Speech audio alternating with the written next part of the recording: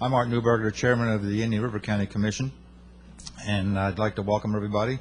Let's all please rise for the invocation by Jim Davis, Indian River County.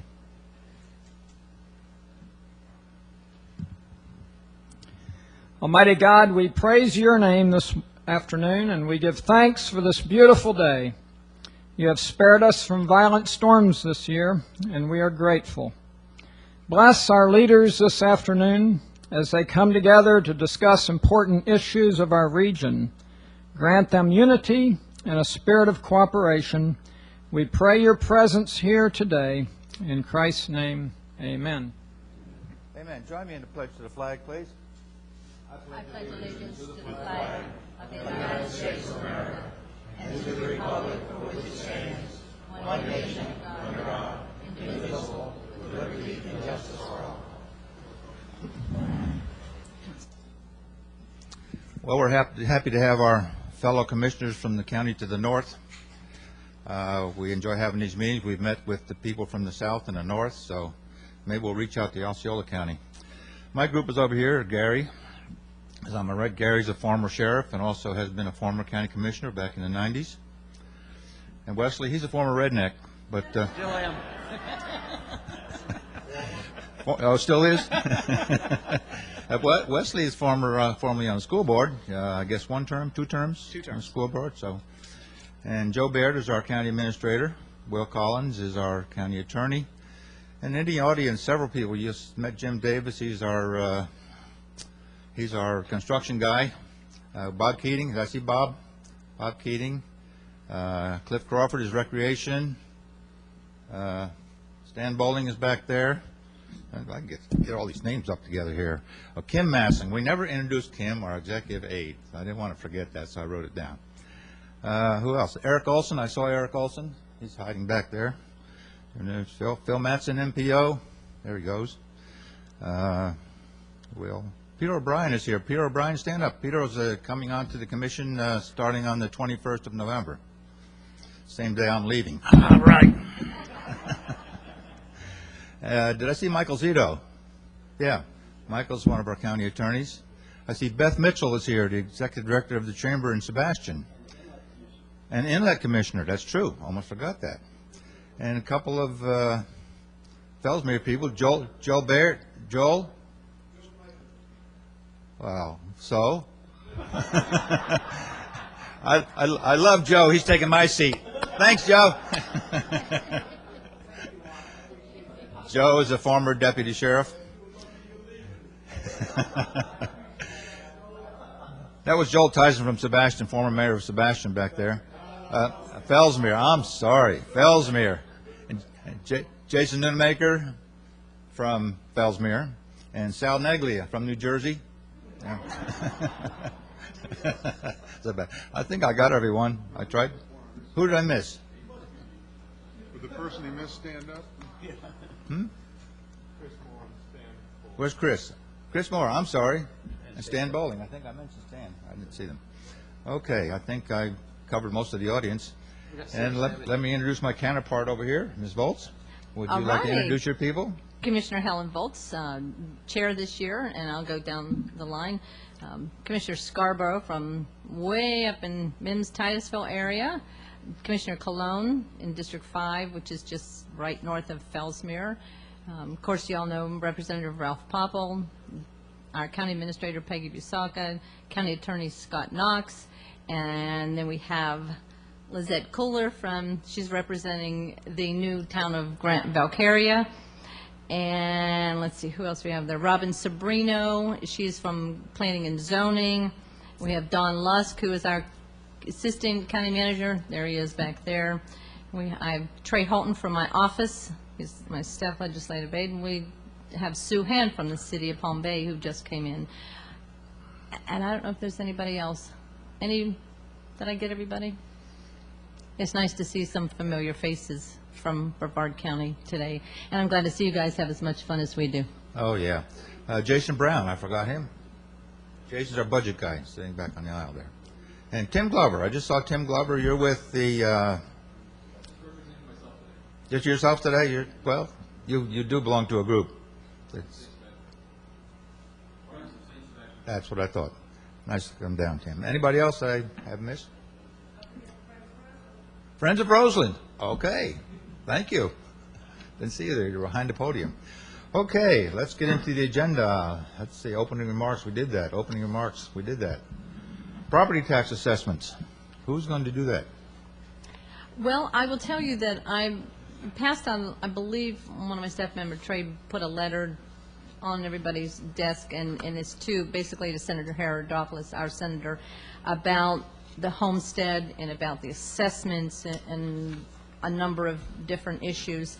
And I guess, Wesley, we had quite a discussion up at the Florida Association of Counties on this issue. And so I think what I'd like to do is just talk about how we can get together and move forward in our agenda to the Florida Association of Counties.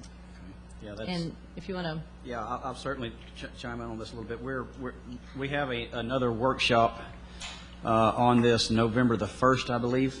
November the 1st, and that That's will, your county commission? No, this is the committee that I sit on with the Florida Association of Counties about the property tax issue.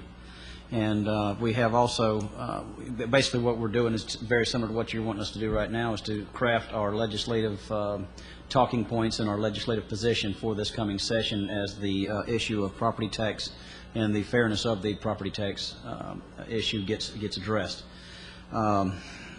I don't know where it's going to wind up yet.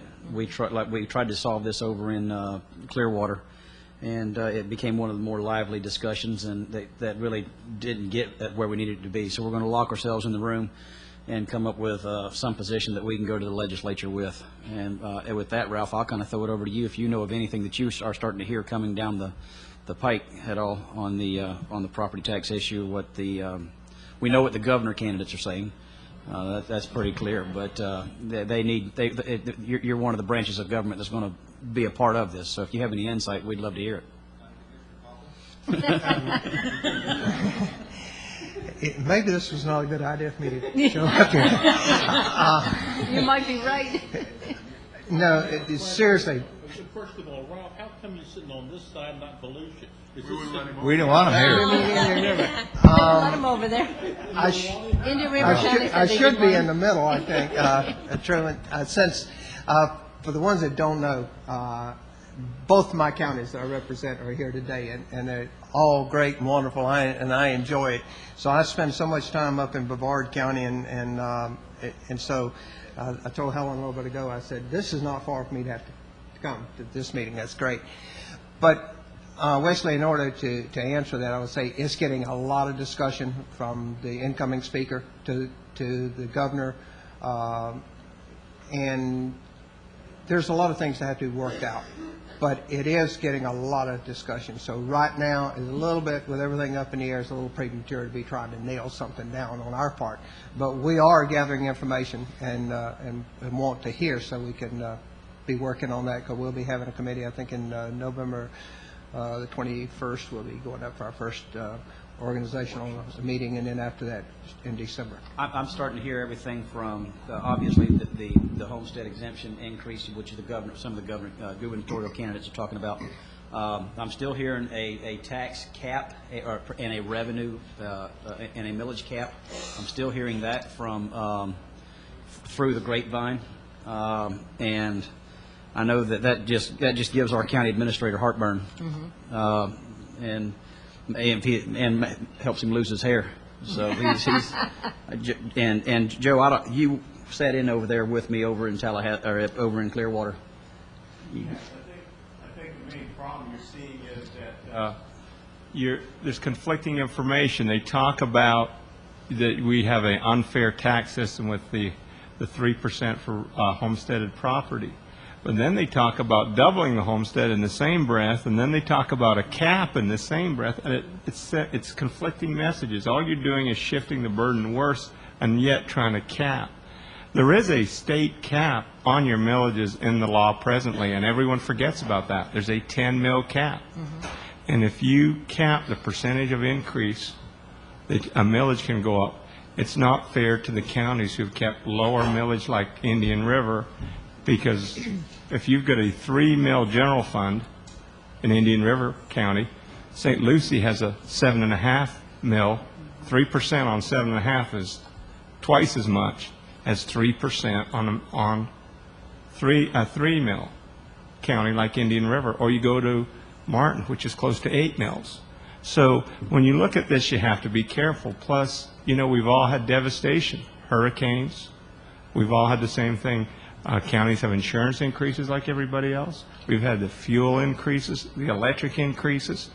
And I think that they talk about the local level, let the local level govern itself. I think that's the safest thing.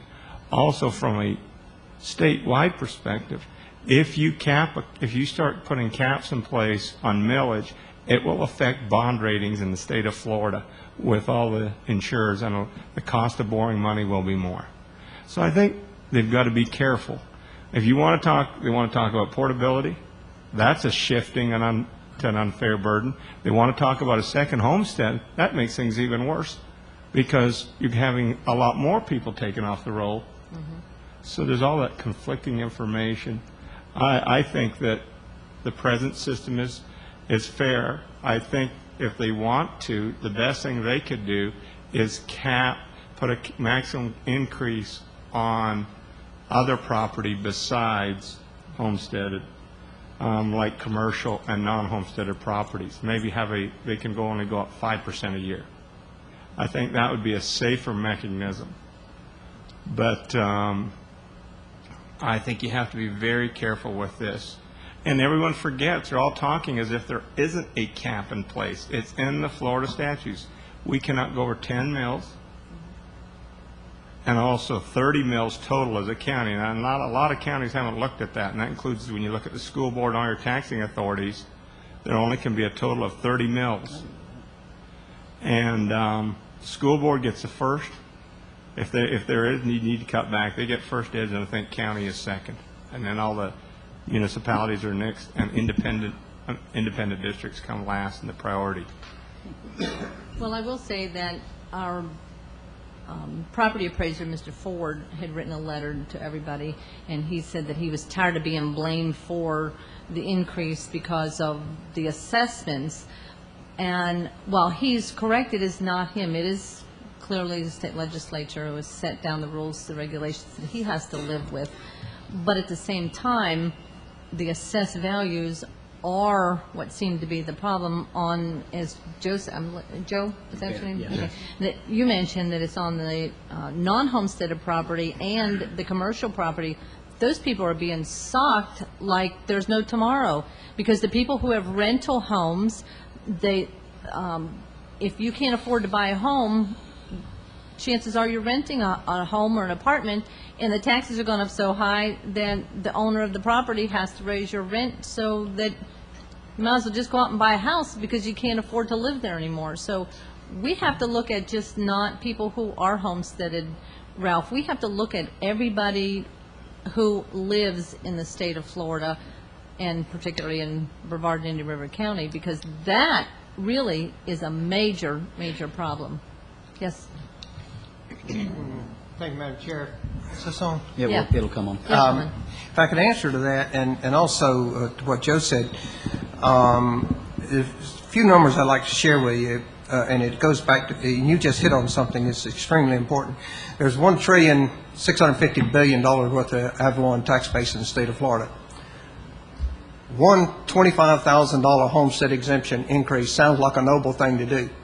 But what you've done is you've removed $102 billion off of the tax base, or equivalent of about $3 billion in literal dollars. Of this, 22 counties of the 67 are going to have to make some shifts upward in order to remain par with the year prior. 19 of those cannot shift enough because they will exceed the 10 mil cap that Joe was speaking of. So therefore, we are going to be in a situation where we're going to have to help ante up and help out a lot of the counties that cannot meet this obligation, because many of them are going to be bringing in less dollars than they did the year prior. So it's very, very important that we look at, when we start talking about homestead exemption and we start talking about portability and these things, I've made it very clear from day one with everybody that I'm not for portability and I'm not for homestead exemption increase. But that's me. And the reason is just for the reasons I just got through saying. Counties do have obligations.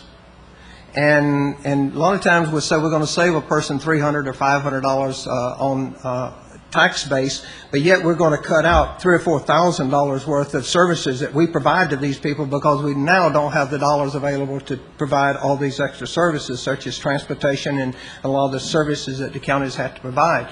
So I think it does behoove us to look at this very carefully whenever we start doing this.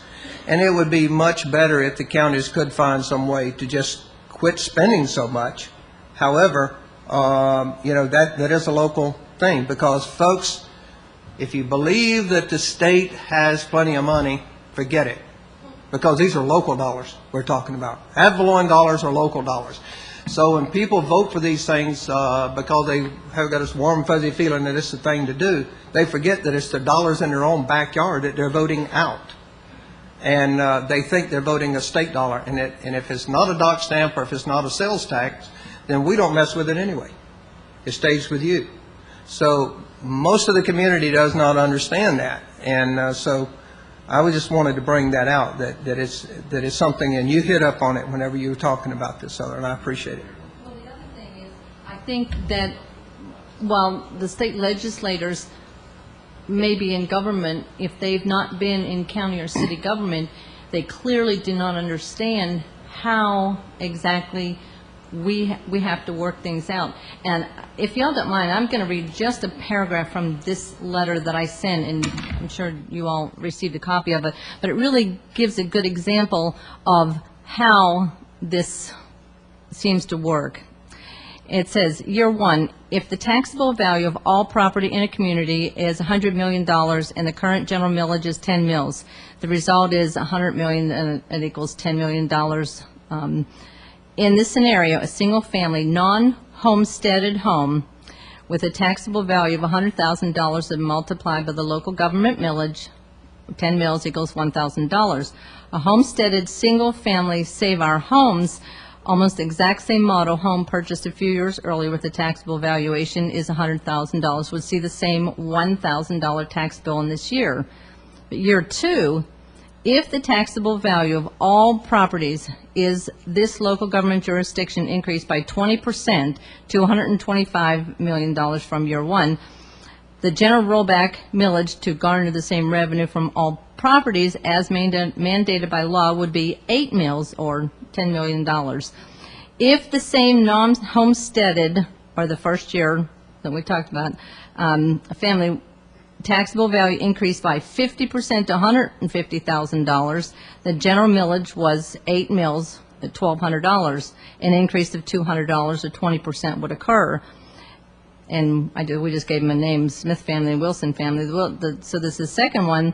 The Wilson family's homesteaded property can only be increased by up to 3%, even though the market value increased by a higher amount than the Smith family, equating to $103,000 times 8 mills, which equals $824. So a decrease of $176 is 17.6%. So similar properties, we've not raised taxes, we have not spent any more money or anything else, and there's a 37.6% difference in what these two exact homes pay. So I understand that the state is telling the counties that they need to stop spending, and while I totally agree, and we went through the budget series and tried to cut money, but this is just a good example of how sometimes you don't even increase spending, and this is what happens to similar homes. So it may be an oversimplification, but that's the way it is. Okay. Yeah, what Ralph said, what you're saying, and just to clarify something, Ralph said, and I agree with everything you said, Ralph, by the way, but it's not, you don't take $105 billion off the tax rolls. You take $105 billion and transfer that to somebody else to pay it. And every time government talks, they talk about how they're saving you money. They're not. They're transferring your burden to somebody else. And then they come back and get upset at local government because our taxes go up. And this example that the chair lady just gave is absolutely perfect. Mr. Chairman. And just to take it one step forward, further than this now, and looking at it, I mean, we've got how it affects the county's budget. But what really scares me is the train wreck that I see coming if something's not done. And I equate what is happening right now to the scenario of the capital gains tax whenever it was 30%. You literally have you're going to have a real estate market that is frozen, except for new people moving in, because nobody's going to sell their property and perhaps even move into a smaller size house and pay more taxes. They're going to look at it and think, I'm going to stay right where I am, because my taxes are going to triple if I move, especially if you've been there for 10 years. And what the effect that's going to have is you're not going to have people that are going to be writing mortgages, dock stamps, making loans. You're not going to have people making home repairs, fixing some rotten wood before the closing date. You're not going to have real estate commissions. I mean, the economic engine of a single piece of real estate changing hands is tremendous. And that was just about frozen whenever the capital gains tax was in the upwards of 30%. And that's going to happen again if we don't try to address this somehow. Good points, gentlemen. What's our state representative going to do for us now? You know, it's not our problem, so we're saying it's your problem. We have a new commissioner that joined All us. right, Senator Bowden is one of our commissioners, also formerly a school board person And mayor. and mayor. So I have 3 hats I wear with taxes, or lack of taxes. And to bring up the school board, talking about transferring burdens, we are land-rich and pupil-poor. So we do, and probably perhaps Brevard County, fund some of northern counties. We carry the burden, the shift of how much we send to Tallahassee for the schools and what we really get back. And we have to, I think, pay a lot for what we receive back. And we're still on the hind end of being able to build all of our schools we need to build. So that's a situation we all face with this booming population.'re behind with the schools and the teachers and that bill. Mr. Chairman, if I may just kind of add to this. And Ralph, I mean, we're not here to hammer on you. This is a constitutional amendment that we all voted for. So you can't fix what really could be causing our problem. But what I do think you could help us with is the issue of accountability. And there's no doubt that we all have the opportunity to vote up and down on the millage. However, one form of the accountability that I think people would find very helpful is to perhaps itemize on the trim notices or the tax bill the constitutional officers and what their budgets do.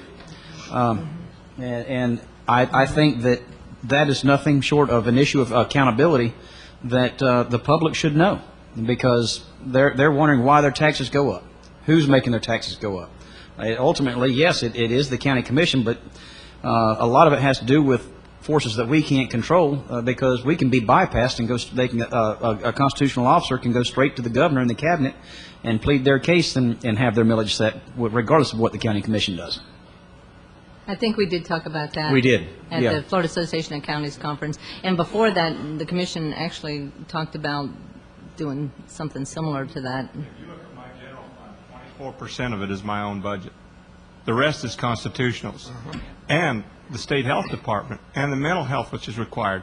And the state health department, the state's done a very nice thing recently. They've made them change their name to county health departments. And I get a feeling when they did that, that means they're going to cut off funding.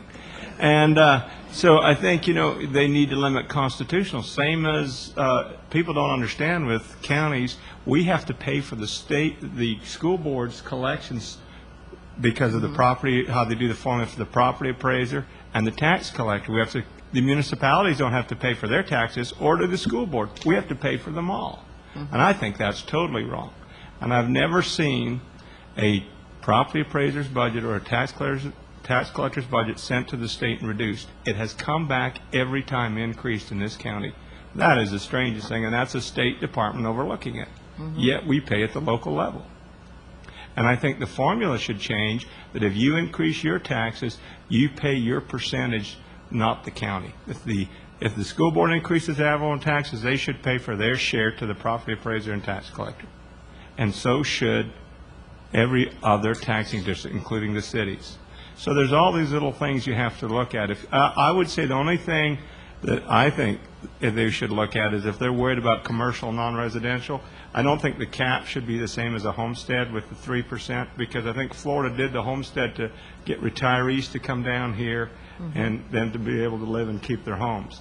Maybe commercial should only be capped, able to go up 5% a year in valuation. That would be, I think, a safer proposal. I also think that with the downturn in the economy, we all might be facing a reduction in our tax rolls next year, so it'll be a non-issue.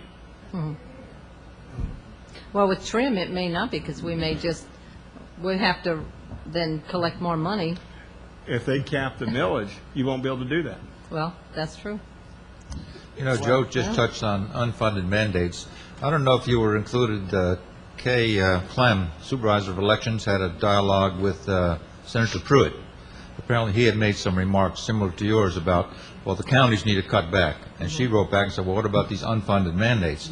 And the letter that came back from him was really a joke. He said, we have never done any unfunded mandates. He said, you all come to Tallahassee and ask for stuff, and then we have to get the money for it, so we're funding those mandates. And she said, well, yeah, you fund 25% of it, and we fund the other part of it. So I'd like to copy on those emails. You guys probably got those emails. She was also talking about the voting machines, that particular thing, and I don't think the county decided we needed new vote machines. I think it was the state legislature decided we need new voting machines. I think what you're listening to here is just a great example of why we don't need to be in a reactionary mode every time society or somebody comes up with some problem or concerned with some issue. It needs to be thought out, because what happens is that's exactly what comes out of it, is as a quick decision, call it knee-jerk or whatever, and 2 or 3 or 4 months may not seem like a quick decision, but in reality it is, whenever it's going to be something that's going to affect our lives for years to come. Now, when it comes to this tax thing, when it comes to the 3% cap, and when it comes to homesteading and portability, I'm very, very cautious of these things. I'm extremely cautious, because I know they will bite us. And it's not that I'm not for saving dollars for everybody. I am. But we have to be careful when we do it, that it's done in a way that that's not going to come back and bite us later. The Save Our Homes is working exactly the way it was designed to work. And so the people were saying that we're being taxed out of our homes, and so since the legislature won't do anything, we'll do something. Well, they did. People did. And now the very people that did that are saying now we're a prisoner in our own home. But they did it. The legislature didn't do it. So what I like to present to people is elect good people, work with those people, and try and have meetings such as you're having here now to try and make sure that you get your ideas across and you can convey to the public at the same time that you want people working on this, that is studying it, rather than just go down to the poll and vote on something. Because once it's done by the people, it's done. And it becomes something that's very, very difficult, if not impossible, to undo. If Stan or I or someone does something that is not working exactly right, you can come back to us and we can tweak it next year, or we can eliminate it. But if it's done on a ballot, it's very, very difficult. That's pretty well it. So I just caution people to do exactly what you're doing, and I will listen, and I'll try and keep quiet and do a lot of listening here, because I think you're on to a lot of good conversation. Thanks, Ralph.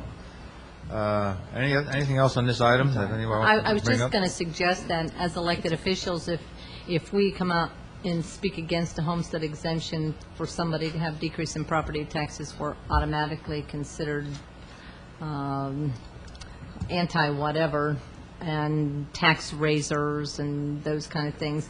So it's really difficult for elected officials to get the message across of exactly what is going to happen should the homestead exemption go up And I was actually surprised. I had an elderly lady come and visit me. I go to the Mickle Library once a month, and she came in and she said, I understand you're supporting this senior income or senior homestead exemption. And I said, yes, ma'am. And she said, why would you do that?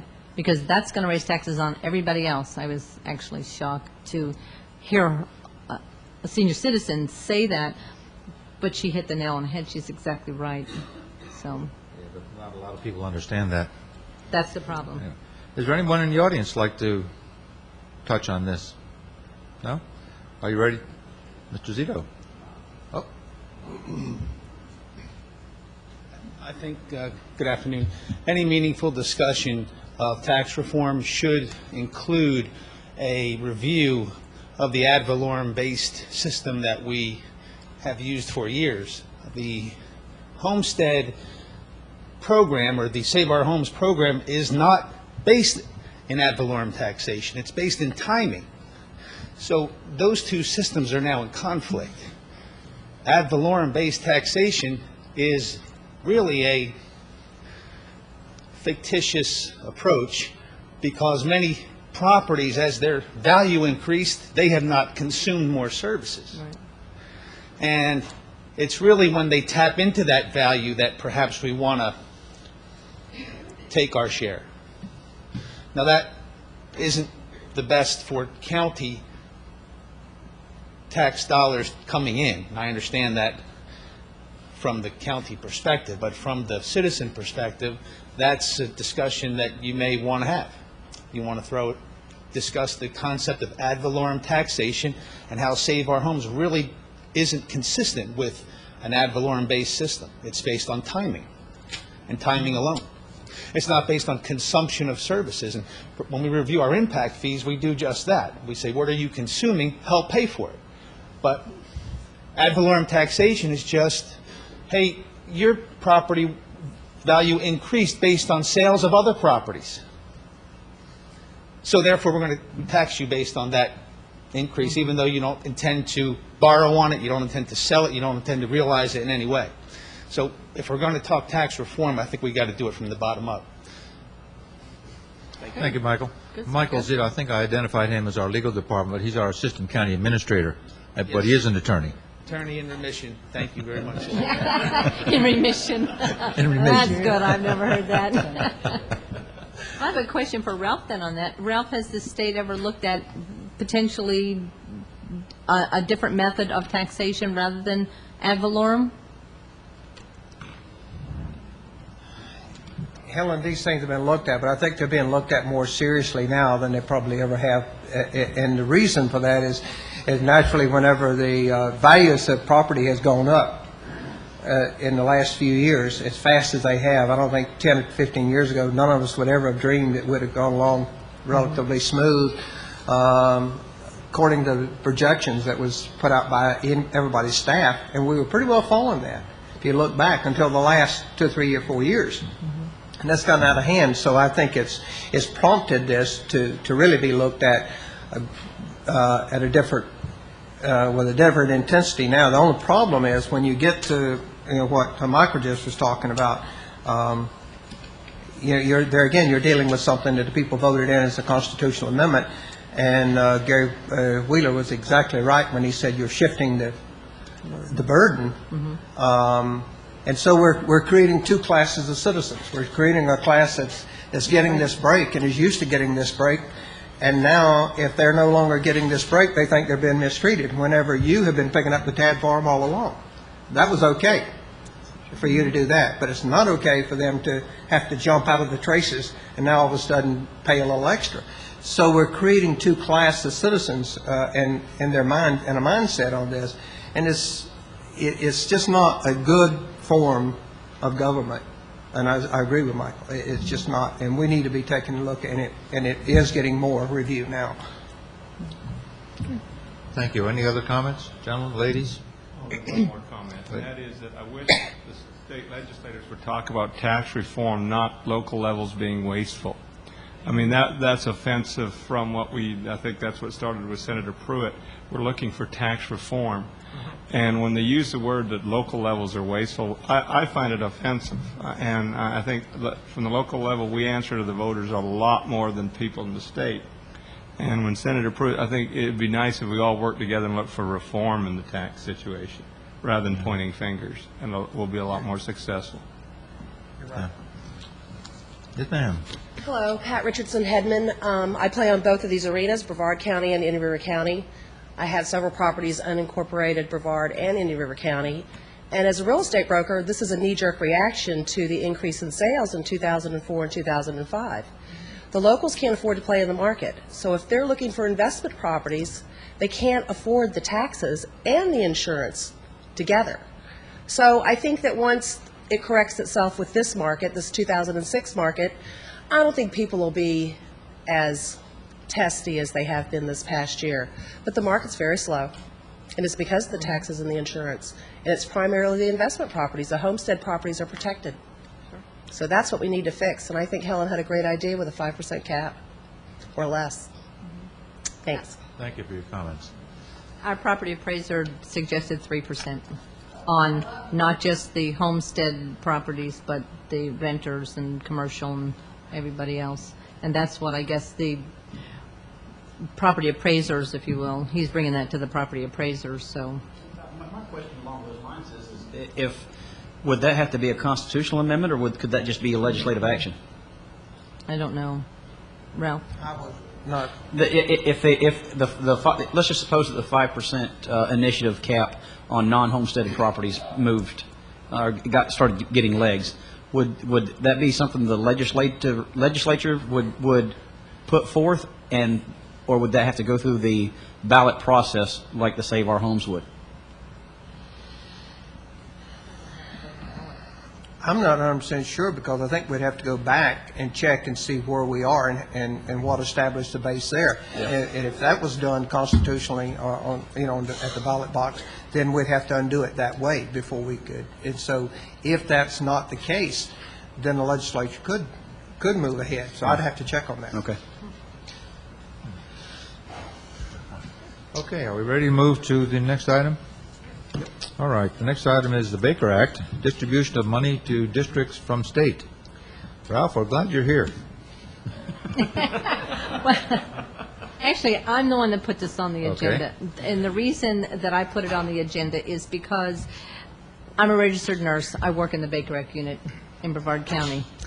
And I did get a letter from my immediate boss, Mr. Whitaker, and he's got some statistics in here that in 1980, when Circles of Care opened, they opened with 28 Baker Act beds, and we've not had one increase since. We still have the same exact amount of beds, and the state does not seem to be willing to fund more beds. And there's several things that you all, maybe you're aware of, not sure, but I will read this from Mr. Whitaker's.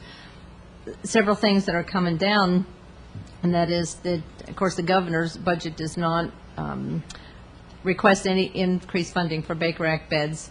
Says the Florida Hospital Association is so concerned about the lack of Baker Act beds that it is considering asking the legislature for funding for seeing patients in their emergency rooms while waiting for an open community Baker Act bed, which is going to take away our money.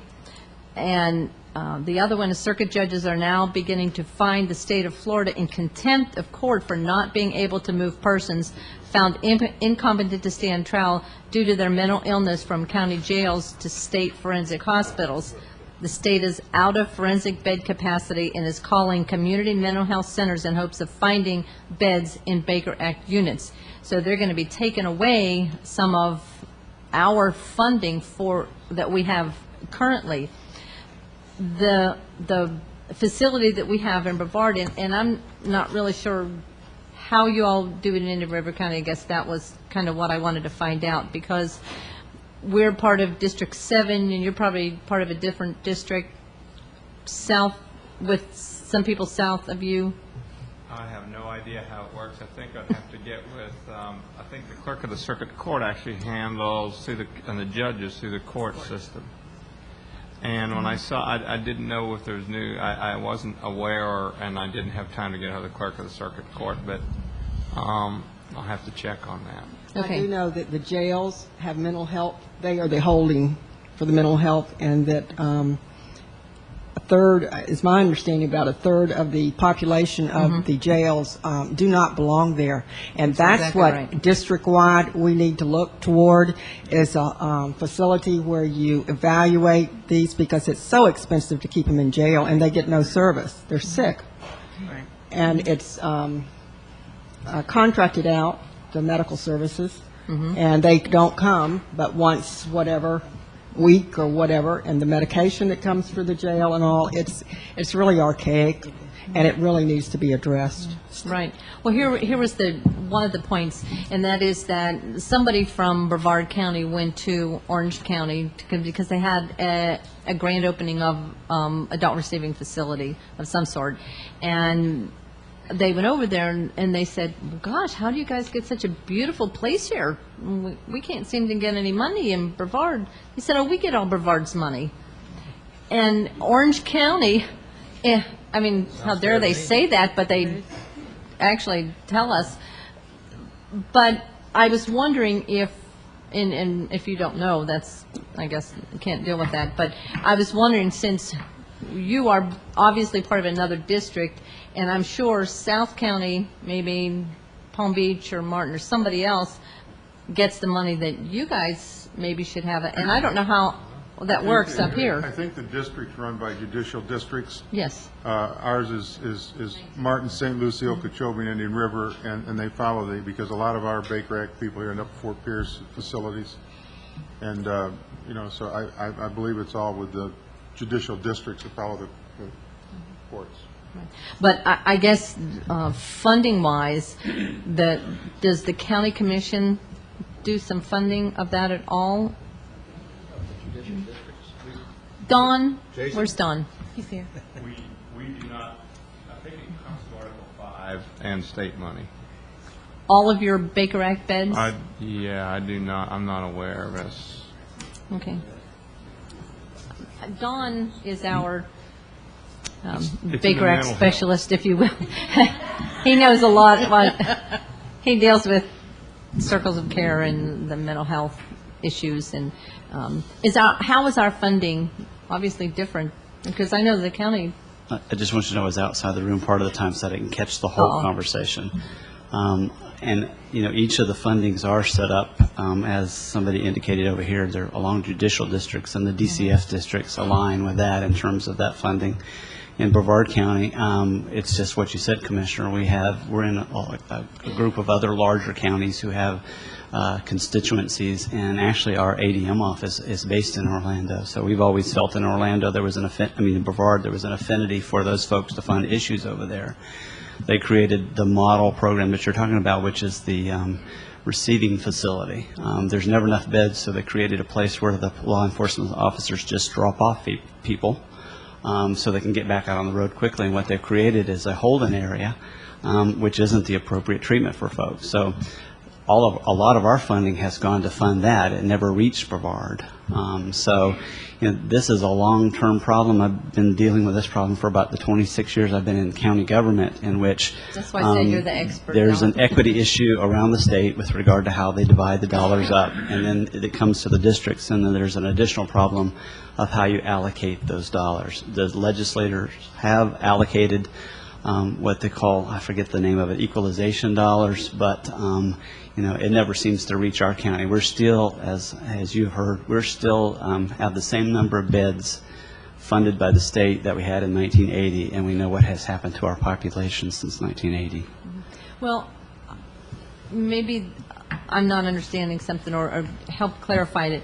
The money that we get from the state, the county gets, and we in turn give it to Circles of Care for the Baker Act. Is that correct?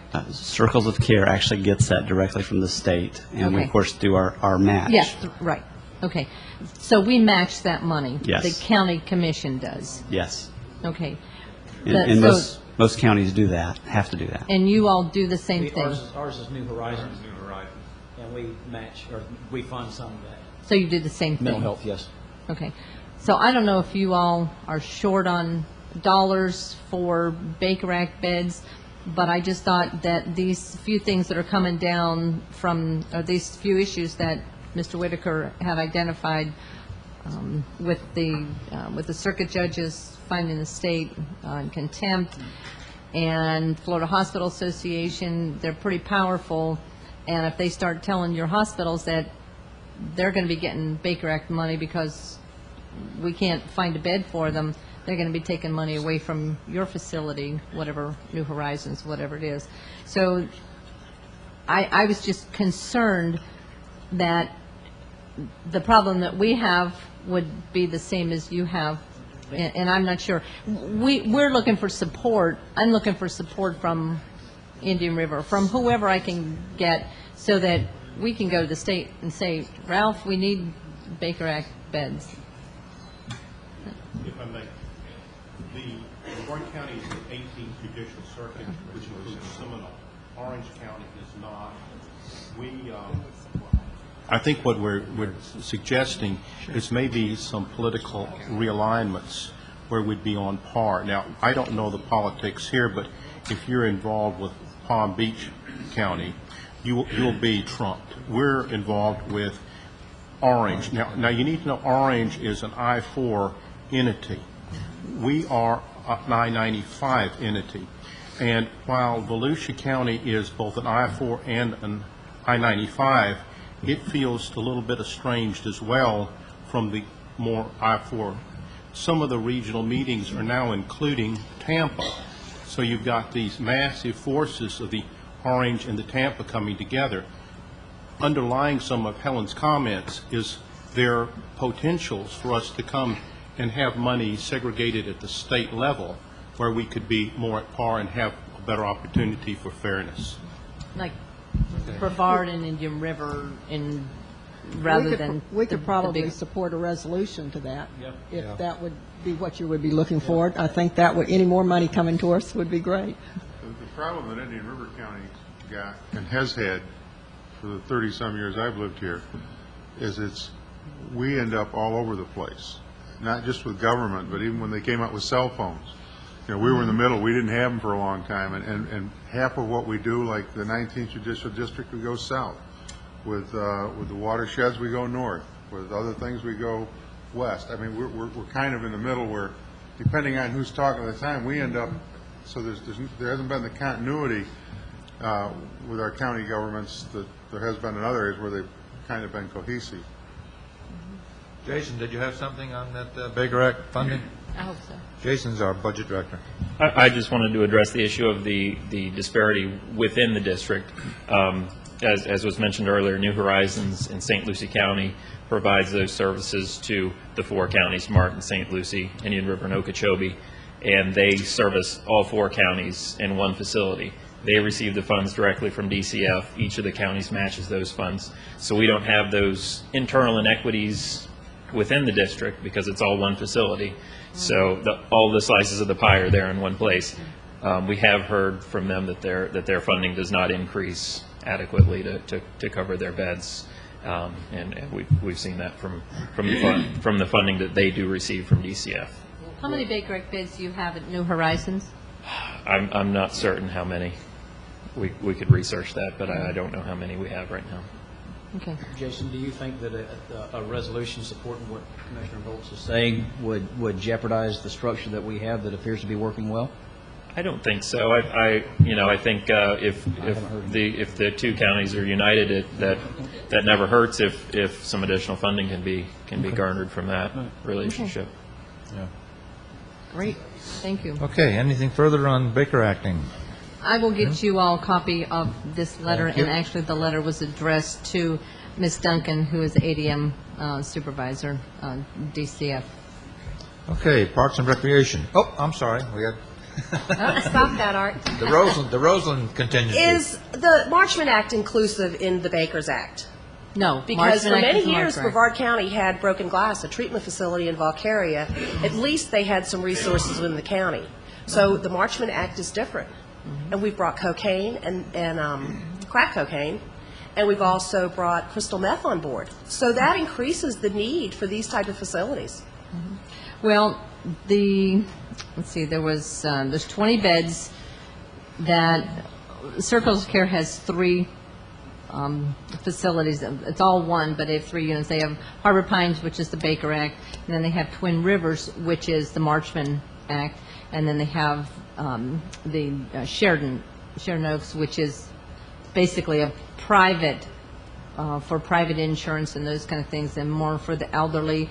But we get so overburdened that we have to put our Baker Act beds over there, and so we tried to bring in the less violent people in with the elderly, and it really causes a major problem. And it's my understanding that, I believe it's Orange County, has the Bridge program, Yes. which a lot of Brevard County offenders go to, and Yes. that's controlled by the Department of Correction. That's correct. Okay, thank you. Thank you. And now, Parks and Recreation. Whose item is that? Helen, you again? I don't know. We have Parks and Recreation on our agenda. Who put it on there? All right. Tim? Can you tell us? Peggy, do you remember? Yeah, I'll just talk about something real quick that I'd like to mention. There you go. Thank you. Yeah. No, I tell you what, we have a wonderful shared asset to our north and to y'all south, and it's the C-54 canal. And it's a shared asset because we use it to a certain extent, but it's in Brevard County. And I don't know whether it's possible or not, but there's a tremendous amount of interest in the scullying competition, and that's a wonderful place to practice for the rowing. And and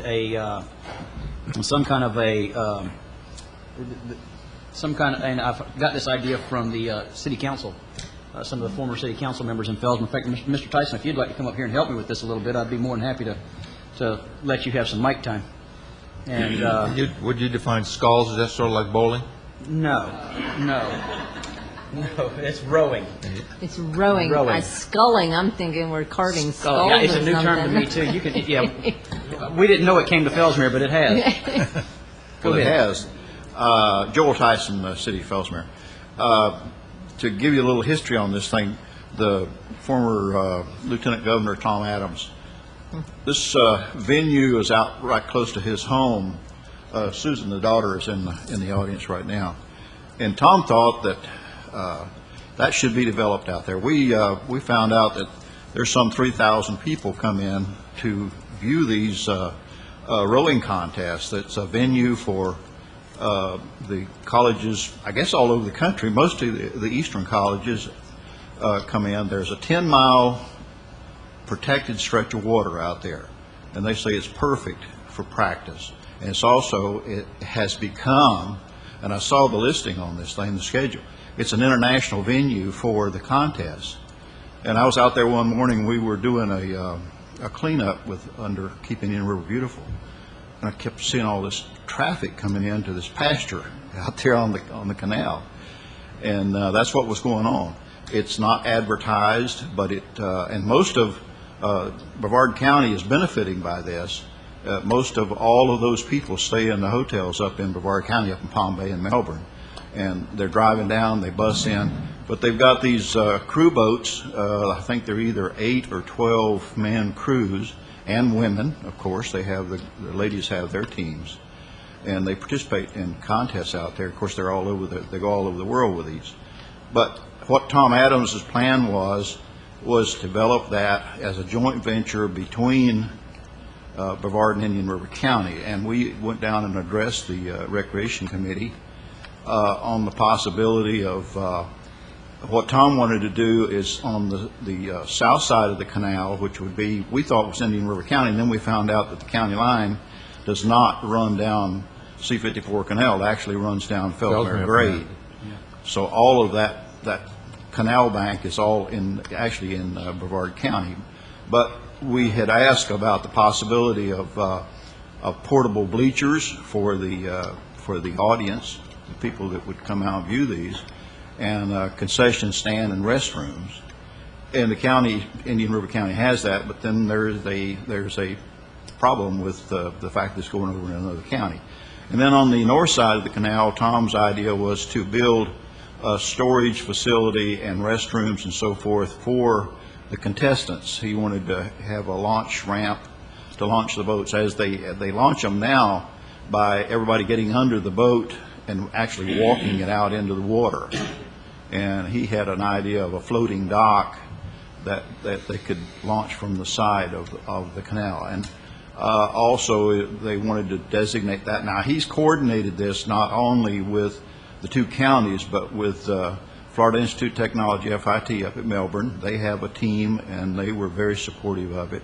Also, St. John's Water Management District, because they own the canal. And he had talked with Kirby Green, all the high muckety-mucks up in Palatka about supporting. And they're very supportive of it, because it's a recreation facility for the St. John's property. So everybody was behind it, but nothing seems to have happened other than the fact that they're still going out there and doing this. So I appreciate the fact of maybe being able to carry this on, that Tom, the thing that he got started.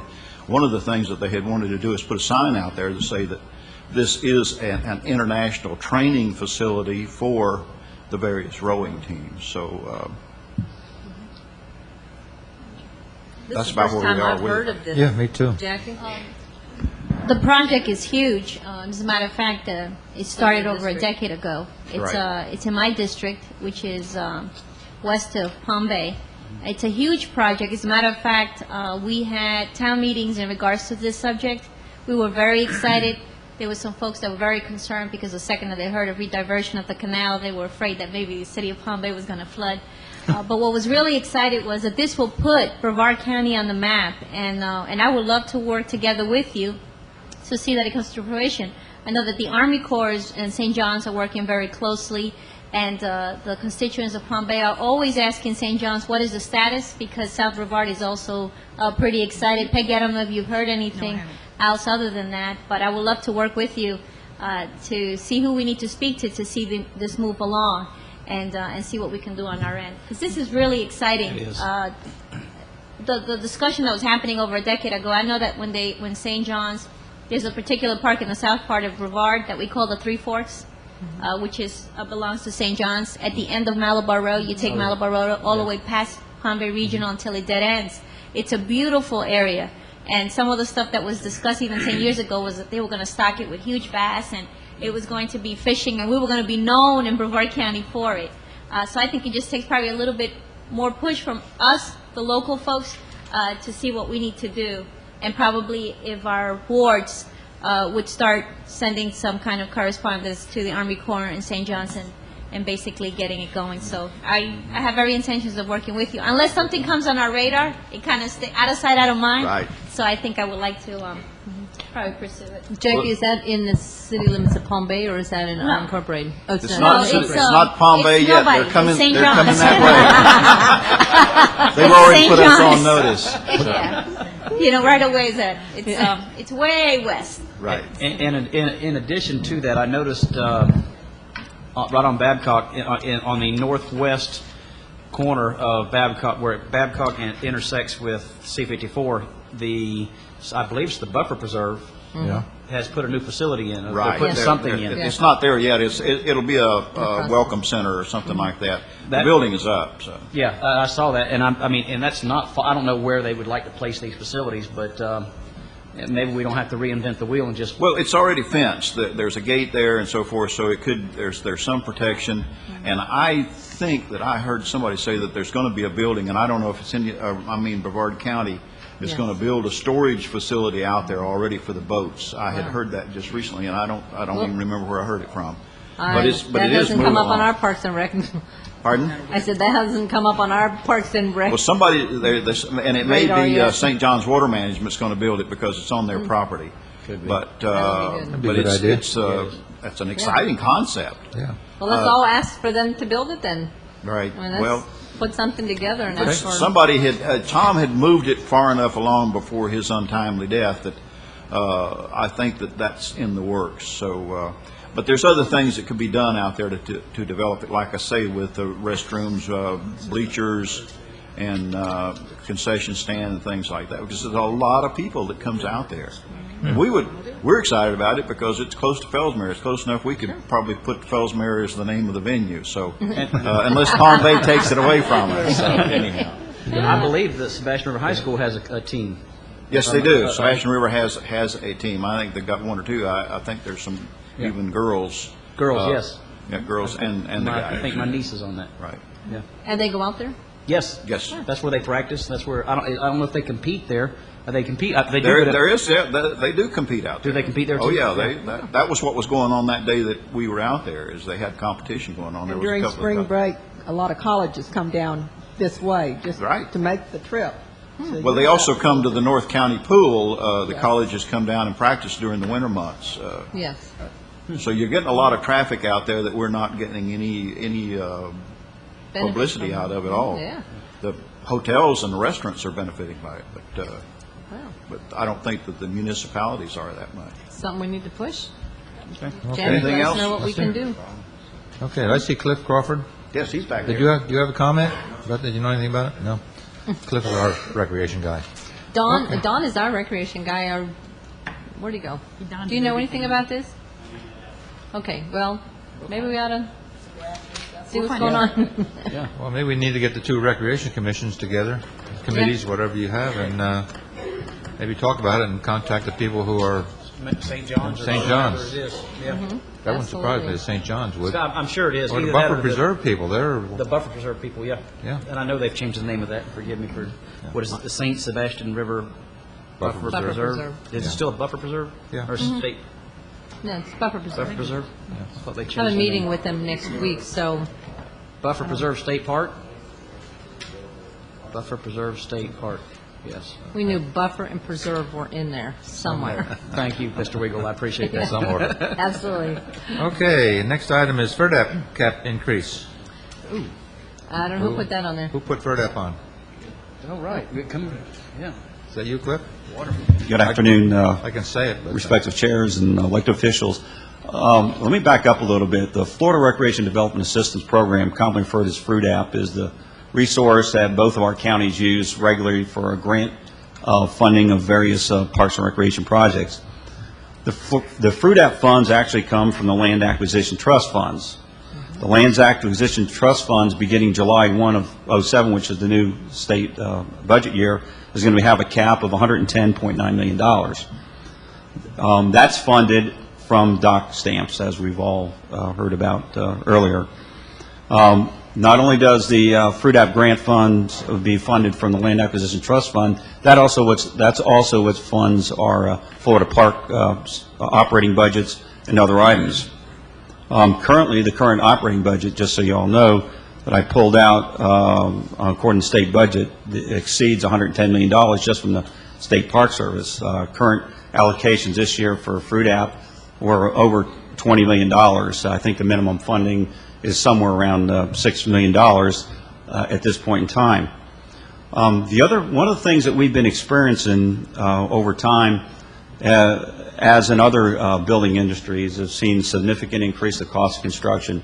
What hasn't kept up with that change has been the resources available from the state through grant programs like the Florida Recreation Development Assistance Program. You may be aware, as Don and I were discussing earlier from Brevard County, that the current cap is $200,000. That's as much as you can apply for any individual project. Our professional association in the Parks and Rec side in the state happens to be the Florida Recreation and Parks Association that has an excess of 2,000 members. I know working with that body, they're going to also be supporting recommendations, changes to raise that cap to $500,000. Currently, there's also a cap. Several years ago, there was a cap on the number of projects. Our projects currently are limited, as Jim Davis can tell you, who administers most of these projects, is 3 projects. We are recommending and would like to see if we can't get a consensus or from both of y'all to raise the cap to $500,000 for this particular grant project, and to recommend also that the active projects move from 3 to 4. It doesn't necessarily change the match. As you know, the match is right now, if it's $50,000 and under, there's no cash match, and right now up to $200,000, it's basically dollar for dollar. So we're not necessarily looking for the changes in that, but just with the changes of cost of construction that we've experienced alone, to have that impact on Parks and Recreation projects, I think it's appropriate that may be something that collectively you may want to consider supporting and transmit that information to our respective legislators as part of our respective county legislative platforms. Yeah, Madam Chairman, Mr. Chairman, I think that's an excellent point. And as our dollars buy less, it takes us longer to do the projects, and they're holding up other projects. A good example is the Oslo boat ramp. It's in an environmentally sensitive area, in a need where we desperately need a boat ramp, as y'all well know what the need for boat ramps are like. And I think that, I mean, quite frankly, that's a FERDAP, if I'm not mistaken, and it's going to take some time to go through the permitting process and the additional expense process. But in the meantime, it's holding up some other good projects that we'd like to get started on that very well may be done before we complete that particular project. So that's something I think we ought to bring up to the Florida Association of Counties too. I'm not sure where that is in their legislative proposal, but we'll be working on that in the end of November. 1st of December. 27, 28, and 29. Out in Destin. Yeah. So that's a good point. We'll see to it. Okay, yes. Go ahead, Rob. Part of this was addressed this past session. Didn't go as far as what you just described and would like to see it go, but what was happening is some of the larger counties that could afford to put extra dollars into it were soaking up a lot of the funds, where the smaller counties, then the funds were being tied up and they were not able to use those funds. So that was why limiting the number. Whenever you start talking about going out in 3 and 4, it used to be even less than that, but that was why some of that. Now, when it comes to looking at it, I mean, we can look at it and see what else can be done, but it does need to be on an equitable basis so that 1 or 2 counties does not go out and start X number of projects and just sort of tie up some of the funds for the next 2 or 3 or 4 years. Well, so that was a little bit of the thinking behind that. I understand that, Representative. The counterpoint to that is that the programs, when people submit grants, it's a competitive grant program. You know, it's just not for Dade County or Brevard County or Orange County. It's all of us. And when the state staff evaluate those projects, they're not looking to see where that came from. So we're competing statewide for these grant fund programs. Yes, larger counties certainly have more resources to apply for different grant programs. That some of them have full-time grant specialists that may be working at them, and that's an excellent point. But in terms of the actual evaluation and where they fall out in terms of the ranking system and where they may be funded, still is statewide from all the way up to Panama, all the way down to the Keys, including of us. And we were part of that. Remember several years ago when those changes occur, and you're exactly right. What some of the logic was that was doing that. But if you look at the funded levels and where these projects are coming from, they're very diverse, and it's up to the respective cities and counties in our state whether or not they want to take advantage of this resource that may help us develop and fund with state assistance our various eligible Parks and Recreation projects. Thank you, Cliff. Anything further? No? Thank you.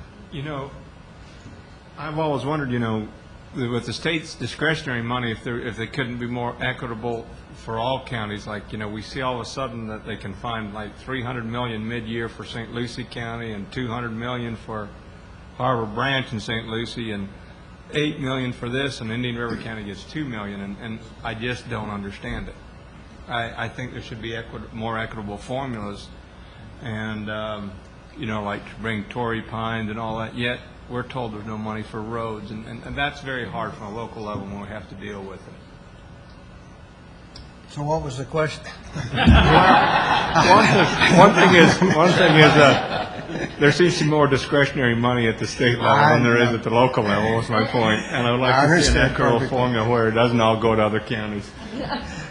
We agree on that one. You're preaching to the choir here, right? Okay, Senate Bill 360, this is a good one, road concurrency. Ooh. Yeah. Ralph, you want to talk about that? That would be an unfunded mandate. How about if we just tell them our problems? Okay. Yeah, go ahead. Okay, Bob, you're going to... Good afternoon. Pardon me? You're going to start this one. Good afternoon. I'm Bob Keating. I'm Indian River County Community Development Director. And by popular demand, I do have a PowerPoint. So if you can give me just a second, go up to the... Invented PowerPoint. It was invented just for him. I think he did one last year, didn't he? Yeah. I remember. Yeah. Well, then why is he still working here? Where's all his money gone? Yes, I remember. Oh, well, we can't get it turned on, so. Heck.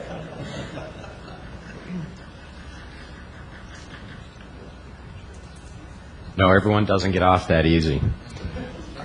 I guess, since I saw this show up on the agenda, I guess my role is to generally explain where Indian River County is with adopting our proportionate fair share ordinance pursuant to Senate Bill 360.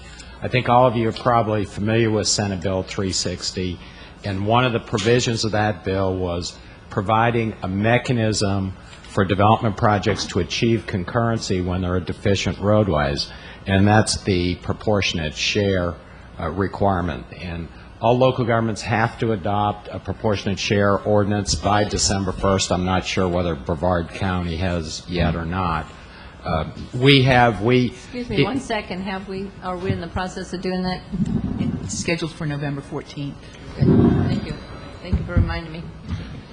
Actually, we adopted ours back in the spring, and we did get a head start, and one reason for that was I was on DOT's advisory committee to work with Cutter, Center for Urban Transportation Research at University of South Florida, to develop the model proportionate share ordinance. So that really gave us an edge in starting early and getting done early. Now, the proportionate fair share concept's really pretty simple. And basically it works like this. If there's a development project that affects a deficient link, that project can't go forward.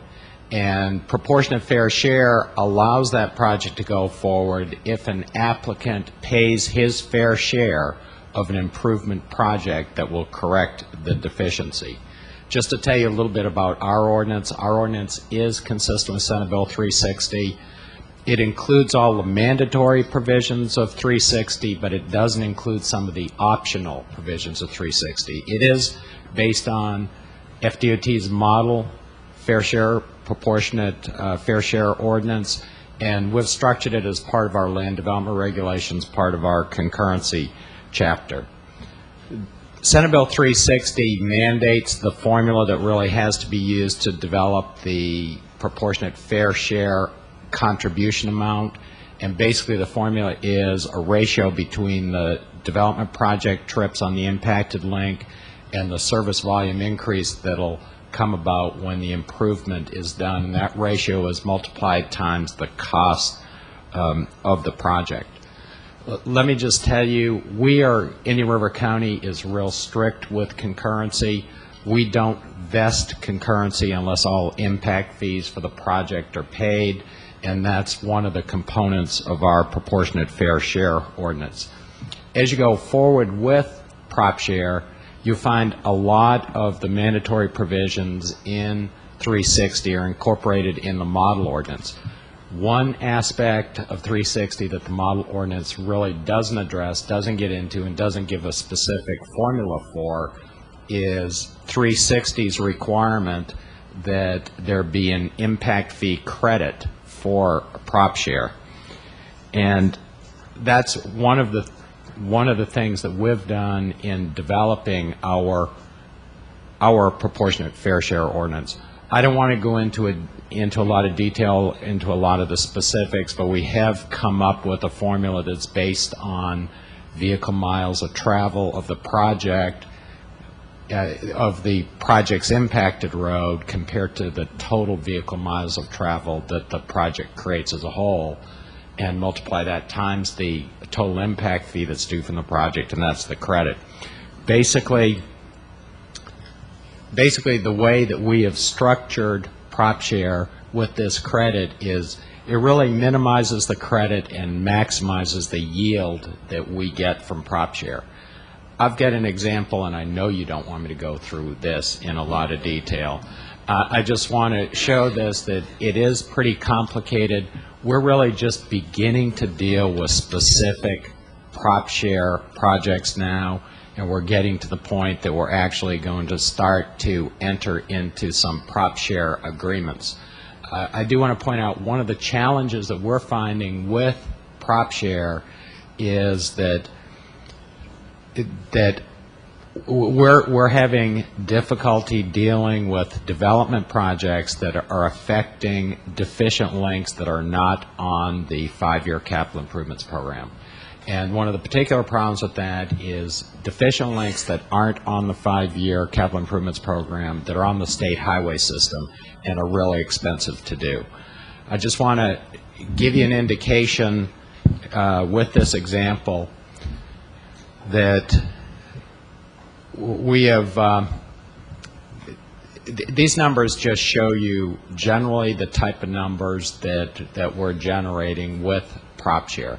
And actually this example is a little low. Since we've gotten into it, we've found that when we take the project cost for a roadway improvement project that's in the 4th or 5th year of the capital improvements program, and when we grow it out based on the anticipated inflation amount, it's coming a lot higher. Basically, what I just want to leave you with is we've got prop share in place, and we've got it structured so that we are getting a pretty good premium for those applicants that come in and enter into a prop share agreement.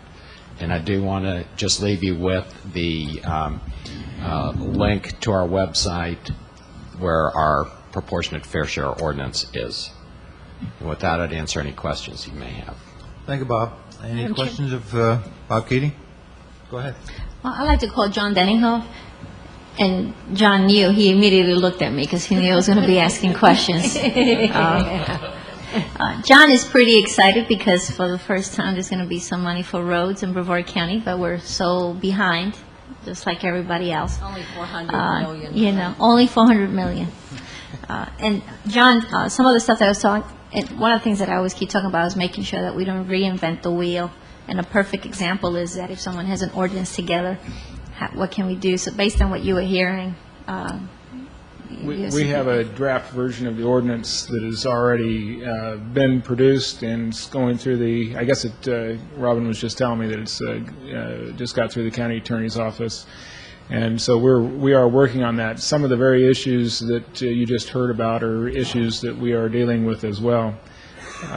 One of the things I did want to point out, and he did a great job of explaining it, the proportionate share, what it really does is that it creates a scenario whereby a private development project can move forward in spite of a difficult concurrency situation. It can only happen if it's part of your approved budget, and if it's not, if you don't have the funds there for that project, then they can't make the proportionate share payment, so they're still stuck. The other aspect of it is that most of the proportionate share is going to be impact fee credit eligible. So your impact fees that you kind of were planning on being able to spend on capital projects kind of aren't really there. I mean, you'll get them in effect through the proportionate share, but it's not in addition to the impact fees. So there's been a misconception out there that it was going to be a way to fund a whole bunch more projects in addition to impact fees, and that's simply not going to really take place.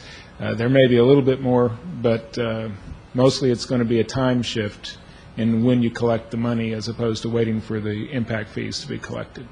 how does that affect some of the projects that we're looking closely now, such as the Parkway and so forth? For the projects that are not fully funded, the proportionate share payment is not an option. So we have to be able to say the project or the improvement that's going to result in the improvement in capacity for the transportation network has to be approved, funded, ready to be built within the 3-year time period, and if not, then they don't have the option to pay the money and then build their project. So what that means is we don't collect any of their money either, so which means they can't build, which means we also don't collect their impact fees. So it becomes kind of a vicious cycle. Either way it goes.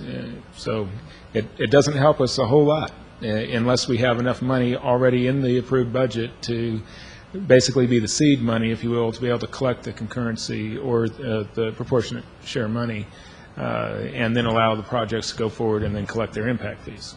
I have a question for our county attorney, Scott.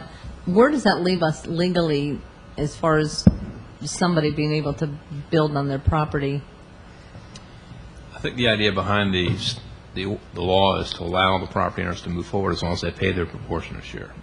Right, but if we can't, if it's not in our budget to fund the other portion of it, and so they're not going to be able to give us the funding, is that what I got from you, John? Then where does that leave the county legally responsible for? It leaves you holding the money bag with no project. If you don't have the money to build a project, you can't build a project. Well, we can't, but what are the chances of somebody suing the county because they're saying, well, we're ready to go with the project, we've got our money, and the county doesn't have their portion? What? Act is you don't build if you don't have the facilities in place to support the growth. And one of the things that we're looking at right now, it's sort of prop share or son of prop share, is the idea that a developer could step forward if the county doesn't have the plan to improve it in their 5-year program. A developer could step up and say, I'll build this deficient link, and have other people that might benefit from that link join in an agreement with that developer to get recapture some of his advanced funding through their payments in subsequent years. There is a provision where they can request that a project be added to your capital improvement program, but I don't think the county can or should add it to their programs unless the bulk of the project is funded by the private sector that's going to benefit from it. We've only got so much money to go around, and we can't keep adding projects without having the funding source. So if the development community is willing to step up to the plate and advance fund on the hope of recovering from subsequent projects their advanced funding, we may be able to add them to our capital improvements plan, but we're probably going to be looking at 90% of the funding coming from private sources, and we won't add it to our capital improvements plan until we feel it's financially feasible based on those private contributions.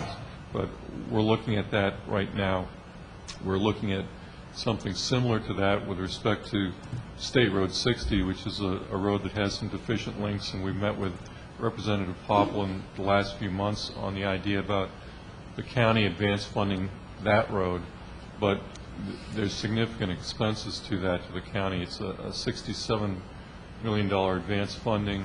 There's a $12.5 million interest that we could be earning on our own money if we didn't advance the money to the state, and we're trying to work out a proposal where the developers could also, in consideration of them getting an advance funding from the county, carry some of that interest expense and pay us the interest that we would lose. And that's all in a very preliminary stage, but we're trying to look at ways that we can go beyond prop share and have some more creative arrangements to move forward. It's not all thought out, but we're working on it. We're having very similar sorts of conversations with development interests on critical areas or areas that are either in deficient condition or about to be, particularly Wickham Road. Almost exactly what he just described. Should have taped it and played it back. It's on video. I'm sure we'll get a I wouldn't have to copy of repeat it. I think Babcock is a perfect example of one that would affect you probably folks next on our and us agenda. too, which has to do pretty much with the kind of mechanism, what would be available to the community and also to us. And I think it makes it really difficult of at what point do we hit the brakes on these folks, and at what point too do we make it so that it's a win-win for both. And that's the difficult part, because you just don't want to open the gates and say, well, go right ahead.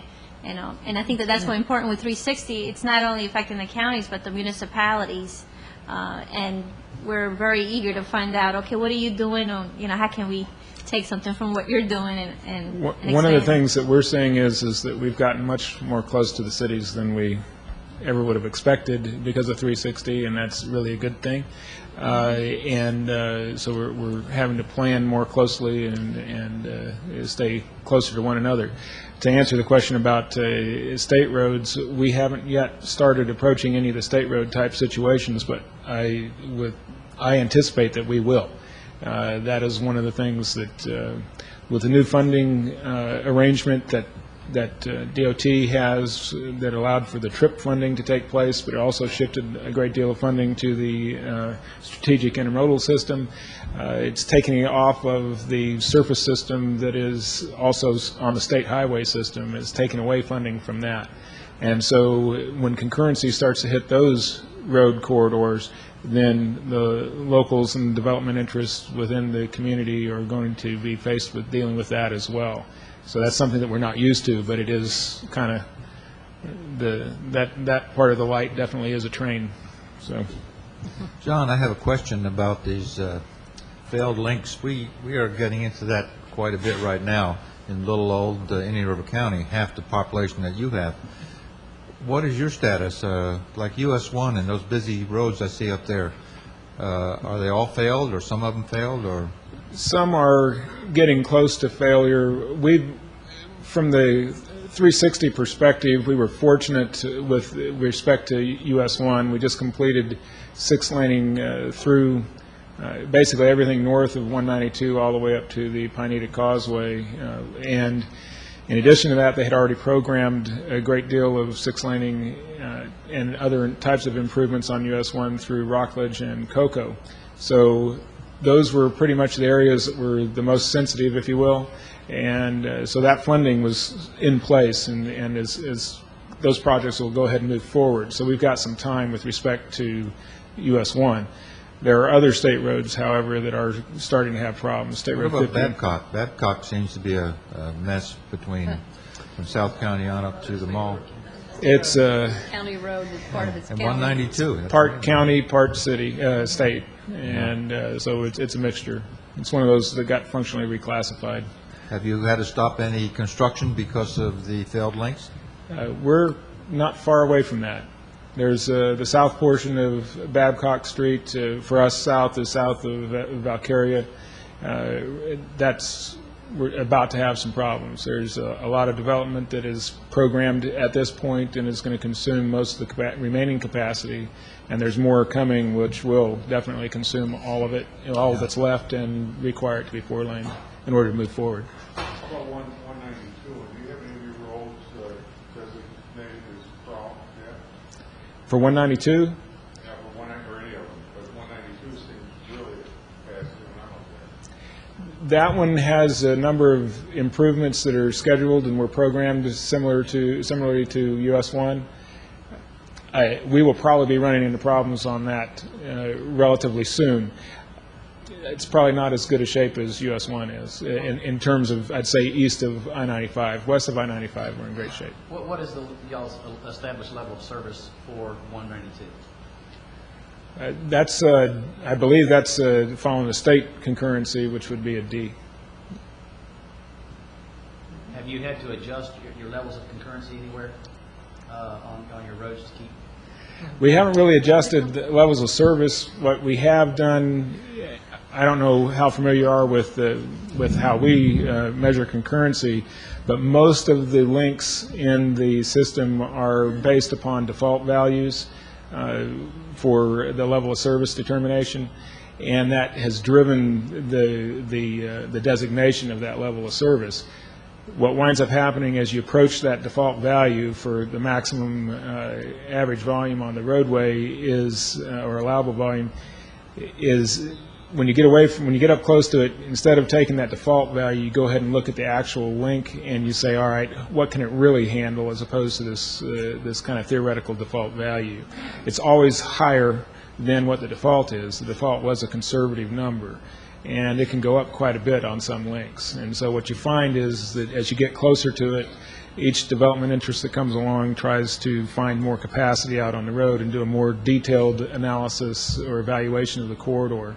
And each time it goes up a little bit, less each time, and they catch up to it, and we finally get there. And, for example, we've done that on Wickham Road. We've chased down the capacity of Wickham Road, and it's just not going to go up a whole lot more. If my mind serves me correctly, you can vest your impact fees, or you can be vested at any time you cut your check to the county, but you must vest by certificate of occupancy?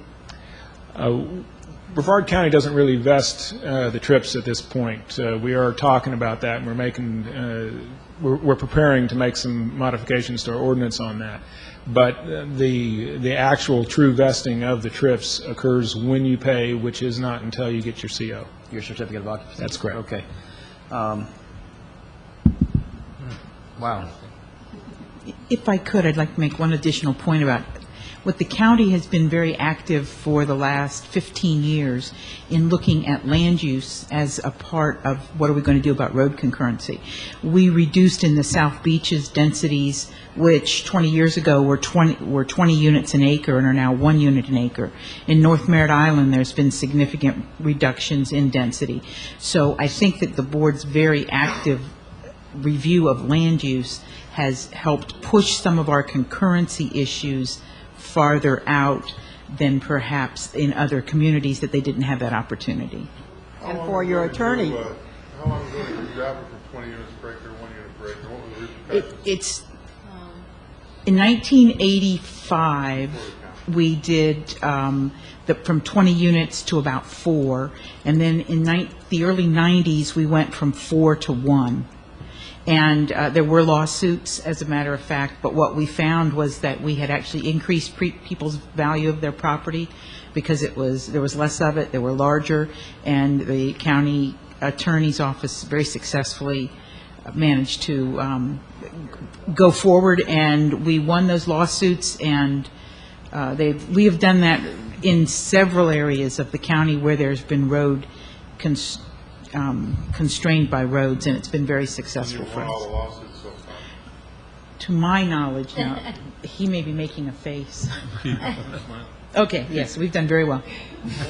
Keep in mind that those dates that you were mentioning were all before the Burt-Harris Act. Indian River County actually reduced the density on its North Barrier Island after the Burt-Harris Act, but that was after an extensive survey of the property owners up there, and there was near unanimous support for the reduction, so that went well. And we've done a few after Burt-Harris, but they have not been to the large scale that was described before. One of the things that we are seeing now with I imagine you're seeing it in Indian River County, accelerated or very large-scale annexations that take place. The land uses then change from what the county had, and they move into what a city may establish. And so all of a sudden, the forecast as to the demand that will be applied to any particular road corridor changes. And I won't say it goes up necessarily, because there's also new roads that can come into the picture, but it will change. And so all the more reason why we need to stay close with the city's 360 forces us. I don't know much about your charter, but have you looked at your charter doing an amendment, or has there been any talk about an amendment where if Palm Bay or those wanted to continue to annex, that they could annex but not change property use without talking to both? I'd say yes, there has been discussion along those lines. And then run. We just had a workshop. The residents from Brevard County had a petition to try to figure out a way of making sure that they were part of the process when there's any annexation. They were not successful in regards to the wording of that was in the ballot. But what the Board of County Commissioners has now done is trying to get closer with the municipalities.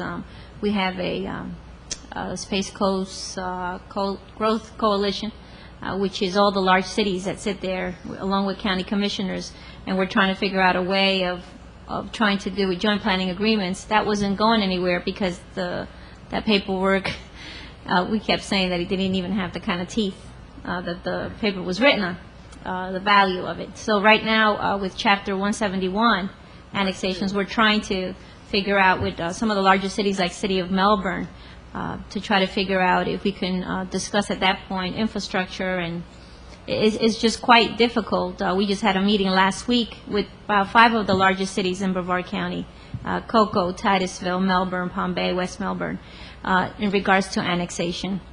And it's quite a difficult one because one of the things that we brought up was the fact that we wouldn't mind if they annexed as long as the zoning is respected. And that's really where the issue is.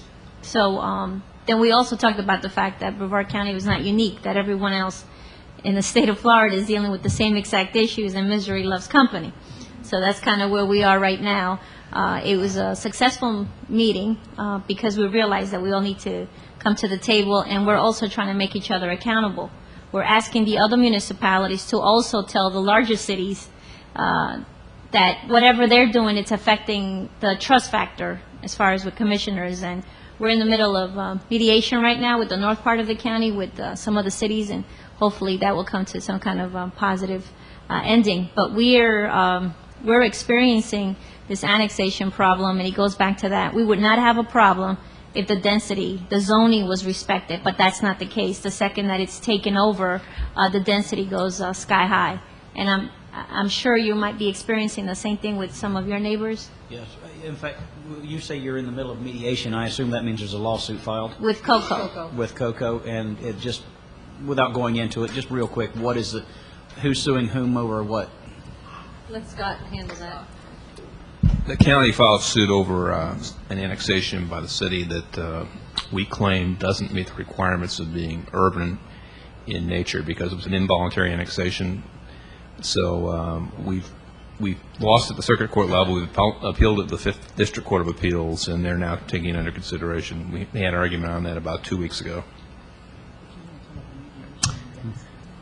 But since we had the hearing in front of the 5th District, we've made an offer to resolve the matter with the developer's attorney, and the resolution looks like it's going to reduce densities about half of what they originally proposed. But how much of an increase was that over the Brevard County's densities? I think we were at 1 unit per acre, and they were going to go to 4 units per acre. So you're down to 2? So we're down to 1.65. And the issue that we're dealing with right now is Florida Statute 171 Part 2, which allows cities to jump over other cities and annex parcels outside somebody else's boundary, or even within another city's boundary, as long as if there's a small unincorporated area within a city, some other city can jump in and take over, and we're dealing with that right now. So I don't know if you've had the pleasure of that yet. Just came up recently, as a matter of fact. Yeah. And that's a major issue because of the fact that it creates enclaves. And at that point, the level of service that is being given to our constituents is not what they are accustomed to. And I think that that's where the difficulty comes in because of with fire and police and some of this creative thinking that's happening right now. It's right now in my district, I have 3 municipalities trying to annex one particular area. That's quite unique. And I've never had to deal with that, and I've been a public servant for 12 years, so quite interesting in 2006 versus 1995. Yeah, where I was not dealing with these issues. So we're refereeing right now. Ralph, where do you see the enclave legislation going? Is it going to come back up, or?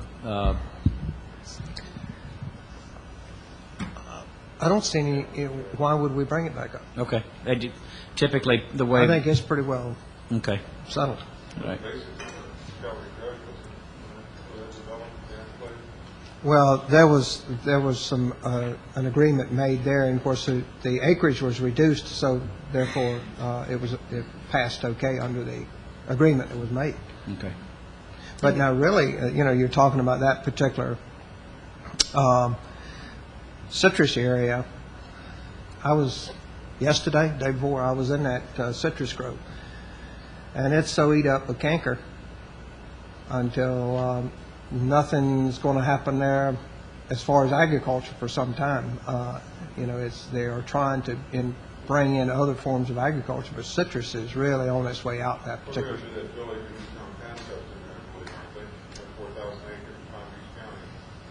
Do what now, Gary? Yeah. Yeah, that's a prime, a great location for the village to Newtown concept, because they're already surrounded with residential. Well, if, when you go there, you find a Winn-Dixie already in there. It already joins right next to where the school has their football field. And, I mean, there's a lot of development right there anyway. Okay, are we done with Senate Bill 360? I take it. Transportation. I think we kind of I think combined we the kind two of of talked them. about transportation. Is there someone who wants to bring up something on transportation? Yes, sir.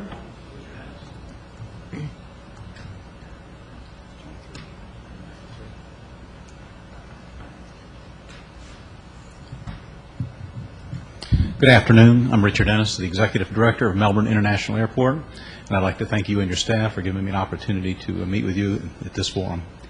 According to our aviation consultant, over 2,600 passengers from our service area, that includes part of St. Lucie, Indian River County, and Brevard County, are driving to Orlando daily to catch a flight.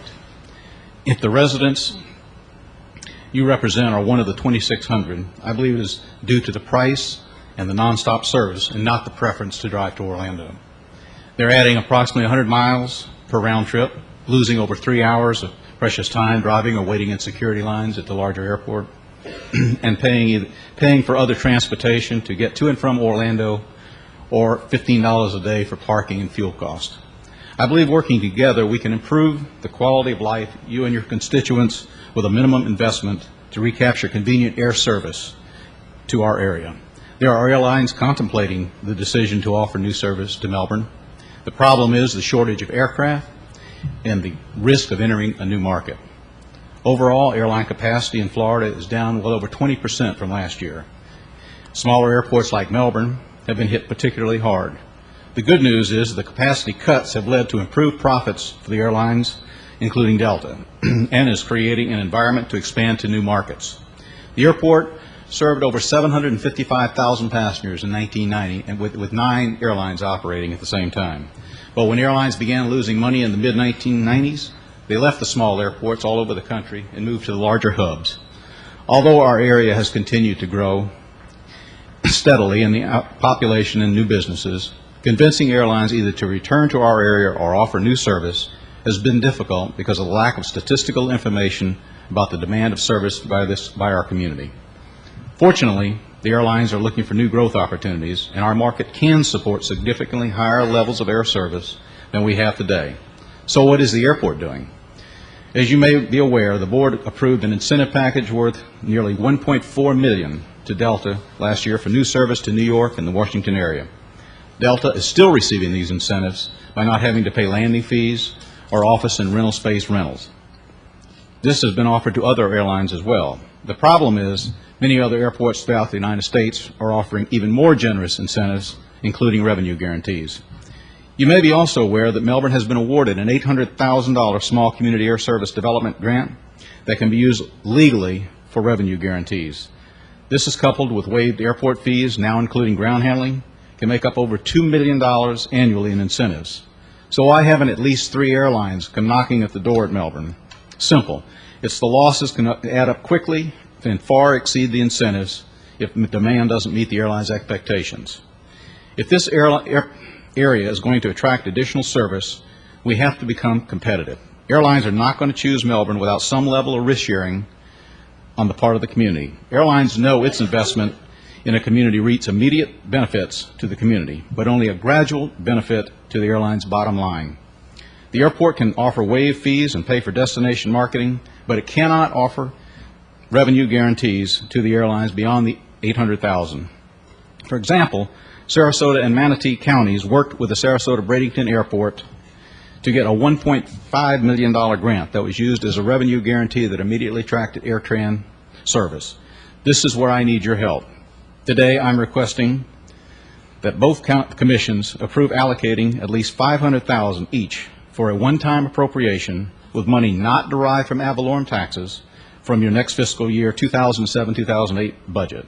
that can be used for revenue guarantee incentives to attract new airlines. Unlike advertising appropriations, the money will not be spent unless the service is provided by the approved airline. Target airlines today include Northwest to either Detroit or Memphis, U.S. Airways to Charlotte, United to Washington or Chicago, AirTran to Atlanta and Baltimore, and JetBlue to New York. This funding, coupled with the incentives the airport will offer in waive fees, ground handling services, and advertising, will help make a very strong case to any interested airline that our area will support new service at competitive rates. The trend has been when one airline enters a new market, others soon follow without the revenue guarantee, so it's a one-shot deal. With your approval, we have the opportunity to regain an improved air transportation system for personal convenience and economic benefits for many Space and Treasure Coast residents and visiting families at a minimal cost. Thank you for your consideration. Thank you, Richard. Yeah, thank you. Who owns the airport? City of Melbourne. City of Melbourne. Okay. Are they giving any money? They have, up to this point, both the county and the city have offered $100,000 each for marketing. Did you ask 500 from us? Yes. I'm sorry, I didn't hear that question. Wanted to know if he asked 500,000 for us. Oh. If y'all gave 100,000. Well, I think the benefit spreads out completely out throughout the counties. It covers the city areas also. I think it's a broader base to get the, it's a one-time appropriation to get one other airline besides Delta. We've got to have something on top of Delta for competition. And the airlines are starting to look, for growth opportunities, and I want to be out in front of them if I can. Are any of the other cities in Brevard giving you money? No, I haven't asked any other cities. I would suggest you do that.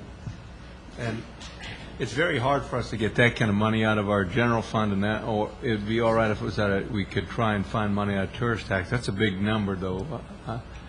But it's more palatable out of tourist tax, and I don't think it would make it through the general fund, especially if we're going to have some tax caps. We won't be able to help too many people. It's a flexible number. Oh. Any other comments from Mr. Ennis? Do you know how many people from Indian River County fly out of the Melbourne Airport on an annual basis? Do y'all have that information available? Not exact. What we've done to get the study, the 2,600 per day, is based on zip codes. It was done by Sabre Consulting, and really what you're looking at is when people buy tickets in the zip codes in our service area. Well, zip codes would give you that. Yeah. That can be broken down. Do you think that I'm not sure I understand, you've got airlines flying out of there now, but you have other airlines. Are you looking for more direct flights, which would encourage people to fly out of Melbourne because of direct flights to various cities? It's nonstop service. In other words, from this airport to another airport is nonstop. Direct could be in the same plane going to Atlanta and then to Boston. Yes, I'm looking for nonstop. Yeah, that's correct. Now, we just have Delta right now, so that's pretty much the only choice you have is to go to Atlanta and then from there, other than the one flight to Washington. Okay. Thank you. Right. Thank you, Thank sir. you, Mr. Ennis. Wait a minute, there's somebody else. Oh, sorry. Right there. I'm sorry. Go ahead. Yeah. I didn't Go see ahead. you. Not about the airport, but about transportation. Yes, my name is Tuck Farrell, and I'm a rancher. I'm also a retired commercial real estate appraiser. What I'd come here today is to ask us to do the best planning we can do as far as roads and connectivity. Try to plan ahead. Try to be visionary and look ahead. I'm in favor of an enhanced transportation system, really good connectivity. If you connect the roads and you plan ahead, we can avoid all these circuitous roads. There's so many dead ends in our road systems in both counties. And I've studied a lot of other counties too. In fact, one of the biggest problems with Palm Beach County, which I've also studied because we have a cattle ranch down there, is they have a lot of dead ends. And you can't get here from there. And a lot of the county transportation could be solved if we had more north-south arteries, or we planned for them. For instance, on 510 and 512, we have a connection here, but you've got all these schools. That's going to be a problem. Many years ago, I suggested trying to get some access out in that area, another connection to the north-south between 510 and 512. In Brevard County, I think we're working on the St. John's Heritage Parkway, and that would help a lot of connectivity. That would take a lot of the transportation trips off Babcock Street, and it would alleviate a lot of traffic. So all I'm asking is, let's try to plan ahead, be visionary, and work on our transportation destiny. Just trying to have good transportation vision. Thank you. Thank you, Mr. Farrell. Okay, tell us about the I-95 interchange between 512 and Malabar Road. Actually, I was hoping that Sue, or John, if you want to come up, either one, Sue Hand from City of Palm Bay. And It's under construction already? Pretty much, no. I bet they wish it were. I know the Roseland people wish it were. Yeah.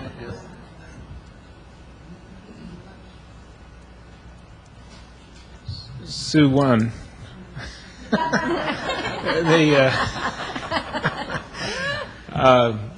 The St. John's Heritage Parkway, formerly known as the Palm Bay Beltway or Parkway, is a concept that's been around for a little while. Basically, we're talking about a new road corridor that would, at the very least, come down to I-95 with an interchange just north of Micco Road, about 1.5 miles north of that road. Currently, there is an approved interchange at the Micco Road intersection or flyover over I-95. However, there's quite a bit of preservation property there that has been acquired for environmentally endangered lands purposes. So there's currently a study underway to seek approval from the Federal Highway Administration to basically move that interchange 1.5 miles north or so up to a new location that is currently would be located on property that has recently been annexed by the City of Palm Bay, and would probably, at this point it appears, would be constructed with private funds. That interchange could have a connection on the east side that could go down to Micco Road. That's one concept. It would definitely have a connection to the west to Babcock Street, and so would provide access to I-95 for quite a large portion of the South Brevard and Indian River County areas. That same road corridor, by the way, would then continue to the west and then to the north along the west side of the traditional west edge of Palm Bay, and continue on north, intersect with 192, and then possibly to another interchange at the Ellis Road location on I-95. And then there's ideas for it to go on up even further, connecting almost all the way up to Fisk Boulevard in Rockledge. And so, how far away are we? Well, I did say private funding, so I'm not sure where their funds are at this point. Their plans, I believe it's fair to represent, are years in the making. The normal interchange process takes upwards of 10 years to complete at almost any rate, but with public funding, it almost always takes at least that long. For a private sector funding arrangement, if they've got the funds in place, they could advance it much more quickly than that. It would require a lot of dedication of road right-of-way and plans development that would be approved by FHWA as well as FDOT. And so there's a long way to go, but it could be here a lot more quickly than we would normally expect based on the way like an MPO or something would advance a project. Has the DOT approved the location of the interchange? They have not. That study is underway, I believe, now. So, Go ahead, Wes. the DOT, your interchange justification report, that has come back and said, yes, you need an interchange, or you're eligible for an interchange. The old one did. Now what they're doing is trying to seek approval to move that old one into a new location. Okay, so with you having your IJR and it getting approved for what you said, Micco Road and I-95. It's north of Micco Road. The old one was at Micco Road. Between Micco and Grant. The IJR was for where? Micco. It's about 1.5 miles north of Micco Road. No, the old the old IJ. Oh, excuse me. Yes, the old one, that was years ago, but yes. Okay, now, just if that continued to move forward, it seems to me that that would be a little bit faster than the 10-year process because you're already in the justification portion for the interchange. So I guess really my question is where is that if nothing were to happen other than just an interchange at Micco Road, N95? The fundamental difference between the two location concepts is that we've got a private sector group actually that would fund the interchange. At the existing location, their interest level would go down to, I won't say below zero, but it would be a $0 figure. And I understand everything you're saying. I'm just trying to say worst case scenario, and these people decide they don't even want to build a road. Would Brevard County, is Brevard County's MPO supporting the interchange somewhere there, or where it is right now, so they can go ahead and move forward with that through regular Department of Transportation dollars? Well, we have purchased the property at the interchange for environmentally endangered lands. So the interchange at Micco and I-95 is out, correct, John? Pretty much so. Essentially, you'd have to take preservation or conservation lands and turn it into an interchange. And I don't see that happening. It could be done, but there was a no net loss, and it's not easy. Right, it'd be extremely difficult, and the cost would probably be a good deal higher than it is at the new location. Okay. John, what I understand is that the MPO is going to be perhaps talking about this in November to get support. Am I wrong on that date? I'm not sure which the date is. Okay, but it's within the next, it's either November or December, I believe. It's going to be soon, yes. I was looking to see if Sue had any different information. Sue has lots of information. She's from the city. Come on up. She's the assistant city manager in the city of Palm Bay. Maybe she didn't win after all. They stole us. They stole her from the county. Good afternoon. My name is Sue Han. I'm the deputy city manager for Palm Bay. And just to update you a little bit on where we are in the process, we're working with the private interests who own the property in the vicinity of the interchange. And all indications that we're getting is that they are willing to work with us to dedicate the right-of-way necessary for the interchange. We're also going to be partnering with them to get the IJR done. And we anticipate getting started on the IJR probably around the first of the year, if not sooner. So we're hoping to really fast-track that. And if I could, Steve, excuse me, if I could, Sue, didn't they have preliminary discussions with DOT and they felt that they were pretty positive about that? Yes, in fact, there's been quite a bit of discussion with DOT, both at the District 5 level and the Tallahassee level, as well as with the Federal Highway Administration folks. So there seems to be general support for this. This appears to be a location from which we can develop an interchange that doesn't have significant environmental constraints. There are some, but it's not as serious as it would be at Micco Road, for example, as well as minimizing the impacts to the adjacent communities. We collectively had looked at Grant and Valkyria in the past, and that didn't seem to be compatible with the community. So this location really does a good service from a transportation perspective and also minimizes the impacts to existing residents in that area. Help me with my geography, if you would, please. You have Micco Road, then Grant Road, then Valkyria Road. This is 1.5 miles north of Micco Road, so therefore, how far south would that be of Grant Road? Or would about a mile, mile and a half. It's about halfway, about halfway between the two. This would be straight west then of Barefoot Bay. Mm-hmm. West and generally yes, west and a little bit north. Okay. Do you have? Thanks for that information. Wait, John has a map if that will help you. Well, you can just pass them out if you want, John. I'll hand it on. Thanks. Oh, there you go. Let's have one for you. I'll take one. This shows the connection of the perhaps connecting in Micco Road? Not the Micco. No. Proposed interchange. Yeah, just the proposed interchange. Also, Sue, I was trying to figure out where would the question come in regards to Babcock, and I know that it's a concern to both counties. The fact that the city of Palm Bay has annexed most of it now, and also with the interchange and also the developer, there's a lot of players now that are involved. And what is the latest discussion in regards to Babcock with all these folks? Okay, yes, ma'am. I'll be happy to answer that. As Commissioner Cologne mentioned, we've annexed quite a bit of property south of what had traditionally been the Palm Bay city limits.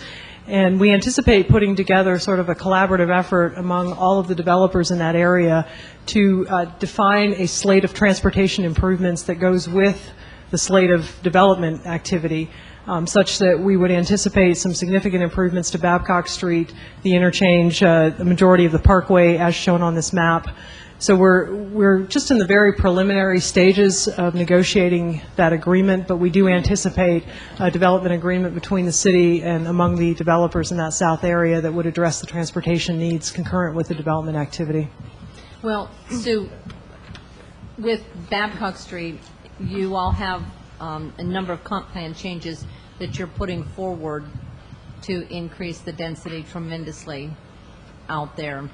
And while you may do improvements to Babcock Street, and I'm assuming that you'll have to because the county can't afford to do it, what about that whole area that now dead ends basically into Fellsmere?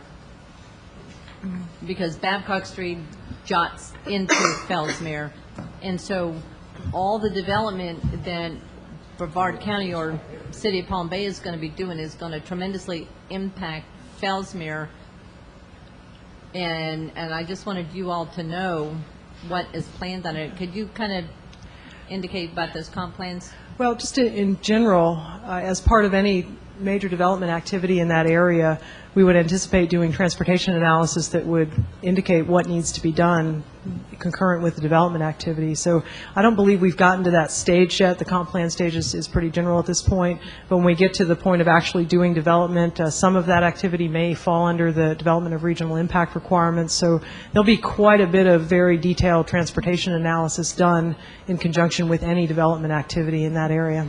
I just wanted the Indian River County to know all the things that are going to be going on down there, because it is tremendous. That's what I was just noticing here. A picture says 1,000 words, and wow.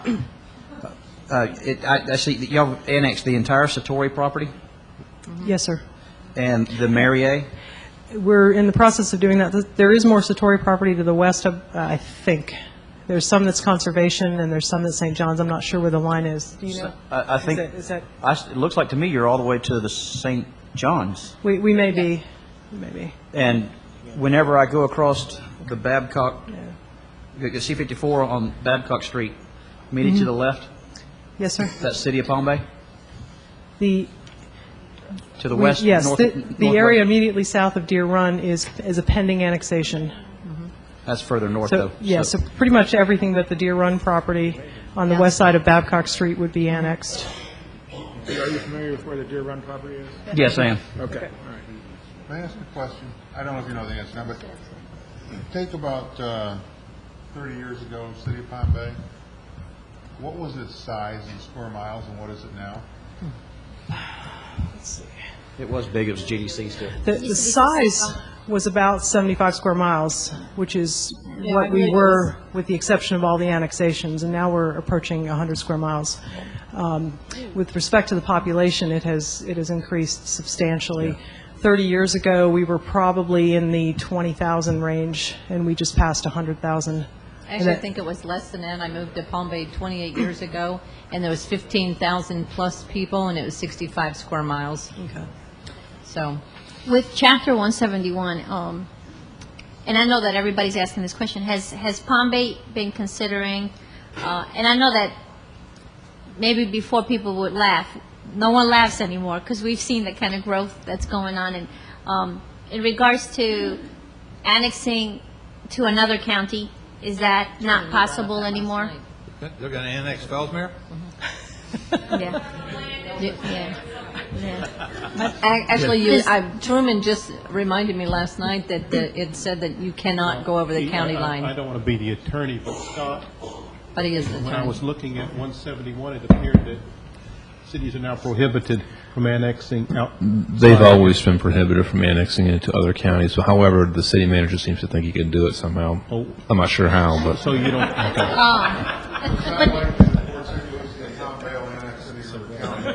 Okay. But that has not been a discussion that you've heard, so. No, ma'am, I think we're okay with where we are here. What is your water situation?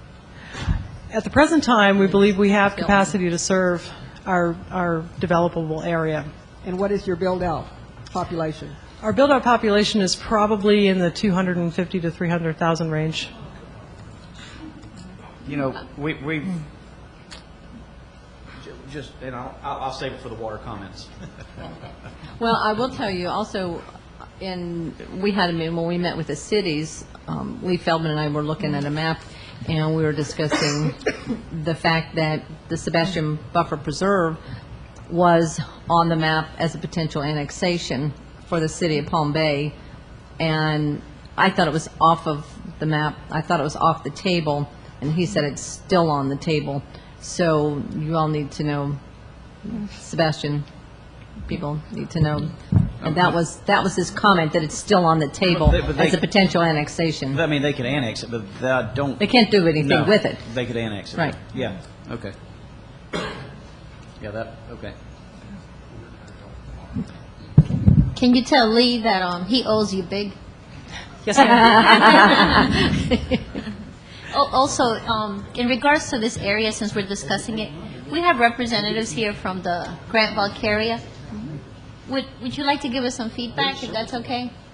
Because the area that we're discussing in regards to the interchange, in regards to Babcock, would you be comfortable with that? Okay. While she's coming up, just, do y'all get Sue, I'm sorry, do you get your water supply from reverse osmosis, or do you get from surface water? We do deep well and reverse osmosis, yes. So it's aquifer. Where's your southernmost well field? It is approximately in the Bayside area, Bayside Lakes area. Help me with that. It's approximately maybe 5 miles south of Malabar Road. Okay. Do you have any plant expansions in the mix?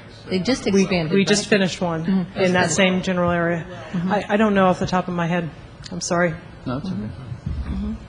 And Lizette is the interim council person for the new town of Grant-Valcaria. Yes. Hello, I'm Lizette Kohler from Grant-Valcaria. I'm on the interim council. Thank you for the opportunity to speak. I'm very happy to be here.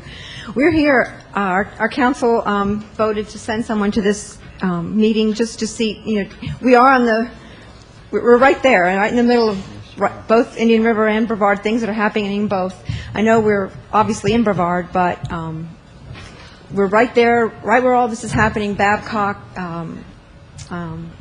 Micco Road, all this development. We have contacted our commissioners, not so much the town of Grant-Valcaria, but other groups in the area have contacted the commissioners because we're very concerned about what we're just talking about. It is what you're looking at right there, and your comment, wow, is something we've been saying for a long time. And it is good that we brought it to your attention because it is going to affect your county in terms of traffic and just the quality of life. And back to Grant-Valcaria, we incorporated for two reasons. One, because Palm Bay was not going to engulf us. That could never happen. But they would slowly, landowners would slowly move into Palm Bay, and our borders would be, we would be left with not much.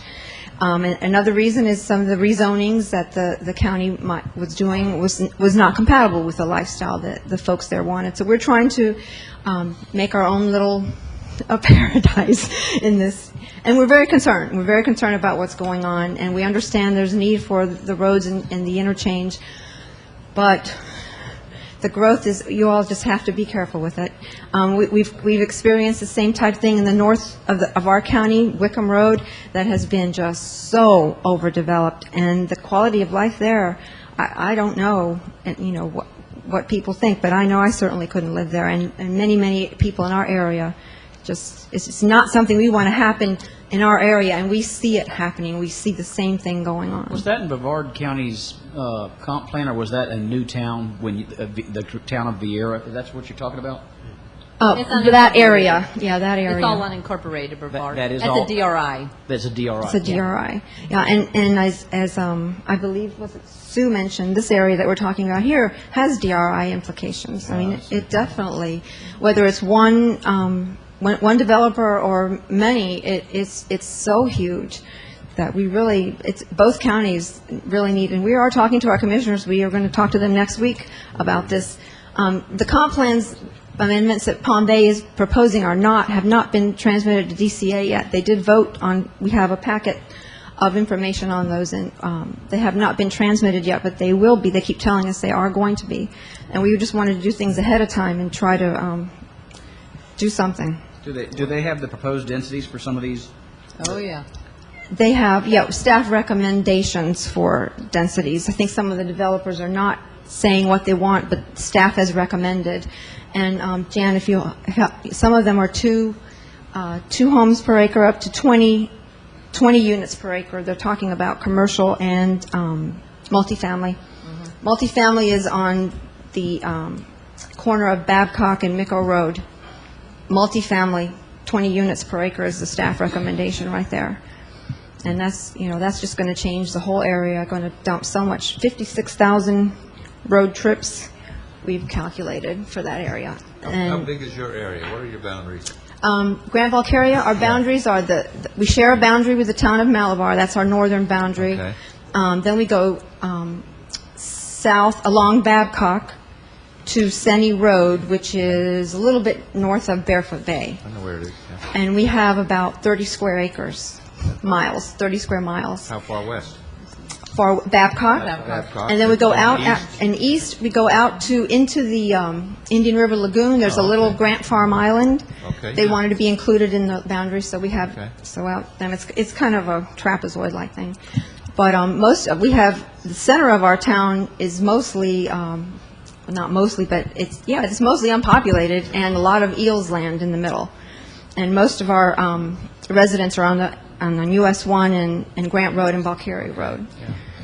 But, Eels is environmentally endangered. Yeah, I'm sorry. lands. Right, yeah, I always You're assume, talking about yeah. eels. And It's a different kind That's a new acronym for me. Sorry. Yeah, Brevard County. Yeah. Yeah, Brevard County is a great program, environmentally endangered lands, and the taxpayers voted themselves a tax price, right, to purchase environmentally endangered lands, and we have a great program. We're real happy with it. And that's where our little area is very, very rural, green, unurban, and we see things that aren't like that coming in, and we are concerned. And we were definitely concerned about your county, too.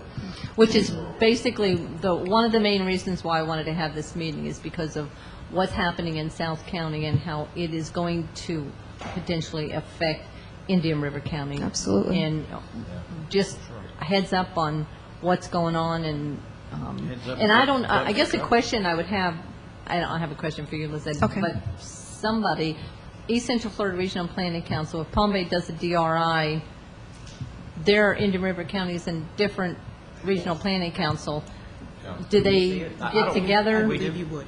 Okay. I don't, My understanding of the DRI process is that there's an analysis done of the properties that could be impacted by either transportation or what other services, and so those people are all included. And I do believe that Indian River County, depending on the proximity, would be included by the Regional Planning Council for review and comment. so it would have to go through two regional planning councils? No, ma'am, I don't think so. potentially. I think that the application's made to the East Central Florida Regional Planning Council, and Indian River County is asked to comment. Maybe carbon copy the.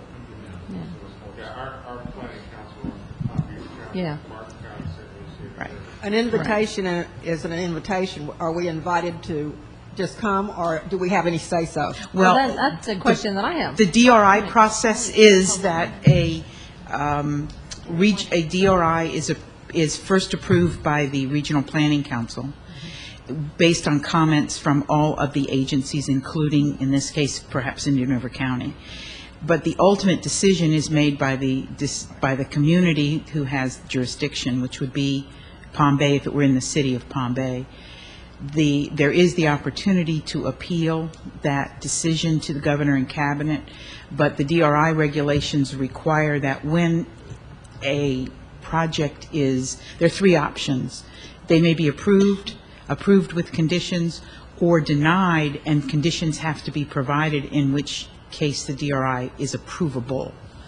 So the process is kind of leaning toward making sure that the developer knows what can be done to make this an approvable project. So you would have the ability to comment at both the Regional Planning Council and then at Palm Bay, and or if it were in the unincorporated area of Brevard, but ultimately the decision is Palm Bay's. Go ahead. In regards to the East Central Florida, with all the counties, I believe is about seven of us. They're appointed by the governors. They're appointed by each county commission. And basically what they do is they give some just feedback. And at that point, it's just all these folks telling the developers, you have so many heads put together in one room. And we discuss anywhere from schools, concurrency, everything. You name it, it's a good process. If it comes to that point, I think I would ask to make sure that you folks, they have public comments where they would encourage folks to come in, and especially since you're neighbors. Also, I wanted to ask our attorney, anytime that we have sent something to DCA to ask them to appeal and to try to challenge it, our track record has not been very good, and I don't know if you folks have gone through that process. But challenging land use amendments is like climbing Mount Everest. You can't get there. I mean, the standard's fairly debatable, which means if there's any set of facts that supports it, that passes. And it's pretty much what DCA finds every time. It's kind of a wasted effort, frankly. And how many times have we been through that process? We've tried it already? Twice. With the city. We're 76 miles long, so you can just imagine we were bound to end up with some of these challenges, and we haven't been very successful thus far. It sounds like to me that there's three options, like you said, for the DRIs. They're coming fast, they're coming, or they're coming a little bit slower. With the three, because even if it's denied by the Regional Planning Council, it's got to be denied with recommendations to be done so that they meet your litmus test. In my experience with DRIs, I have seen one or two, based on the conditions that would make it approvable, go away because it was so onerous that they did not feel that the project still worked. But I believe by and large the process is constructed in such a way that the development community gets what they need to meet as you said, the litmus test, and then moves forward most often. How many DRIs do you have in Brevard County now? I think we have 4, something like that. But the largest one we have is Vieira, and that's going through a substantial deviation even as we speak. In which direction? It's all. West. That'd be almost built out. They're going west. Oh, no, so they're when about. You say deviation, you mean expansion? Yes, that's the technical term. I'm sorry.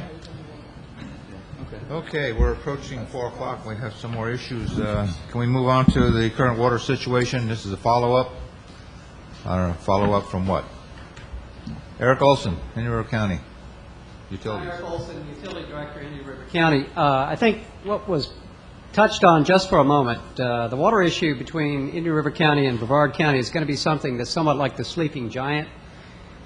We do have some commonality there. I mean, as with the city of Palm Bay, we also use deep well production. In other words, we have reverse osmosis. We pull from water from the Floridan system. It is also the same water system that feeds the agricultural flow wells. And one of the things that we're looking at Indian River County is developing a future master plan. And beginning next month, we're going to be having a series of community workshops that will include St. John's River Water Management District, public entities, and this will continue on into February and March of next year. In addition, we're also going to be bringing in representatives from South Florida Water Management District. The point of this is to develop a future process plan. What is the best future plan that takes into consideration all the competing interests within the county? And in fact, the same situation will go with Brevard County. The reasoning being is, as we're all aware, St. John's Water Management District in their basin development just recently is looking at acquiring an additional 6,000 acres. They're putting it into a reservoir system for a total of about 10,000 acres. That reservoir system, the utilization of that water is a little ambiguous at this point. If you ask the agricultural interests, they would say that it's probably agricultural. If you ask Brevard County, they may tell you that it's for Brevard County. If you ask somebody from the St. John's Water Management District, you get a little bit of a difficult answer in the process. So what we want to do is begin to define if you will, sort of the piecing of the pie with respect to water aspects. This is not to say there is a competition, but it's a realization saying we've got to look 25, 30, 40 years down the road. The agricultural interests are clearly being affected, and they need to be looking at this thing as an interest to them, just like the public is within Indian River County, as with Brevard County. So it is something that's at the top of the list for us in our planning process, as with Palm Bay, and we're looking at expansions in our water system to meet our current growth. We're not looking at it as in terms of the carrot in front of the horse, so to speak, like that, but it is an important issue. Obviously, we would invite you to any of these public meetings that we have. There will be representatives, like I say, from St. John's. We'll also incorporate some of the other entities as we get into other discussions from South Florida Water Management District. Indian River County is kind of in an odd juxtaposition of basins. We're at the lower end or upper end, whichever way you want to look at the slope, from St. John's. We're defined as a non-critical water shortage area, as opposed to perhaps Brevard County. But we want to take a serious look at that. We're also at the upper end of South Florida Water Management District. We're caught between the big squeeze, so to speak. Wellfield expansions in St. Lucie County are impacting us. We believe that to be the case. We're looking at what you're going to be doing in Brevard County, so we have commonality in that sense. So the answer is on the table today, but beginning next month, we are going to be setting up a series of public workshops that will continue into next year. So again, it's sort of the beginning of what we'll hope to be a planning process that will take us into 25, 30, 40 years from now. Thank you, Eric. Just to kind of following up on that, we had a comp plan change discussion yesterday. In fact, it was a proposal, and it wound up passing and moving forward. But that 10,000 acres, right now the St. John's has 4,000 that they've already purchased, and they're looking at adding another 6,000 to it.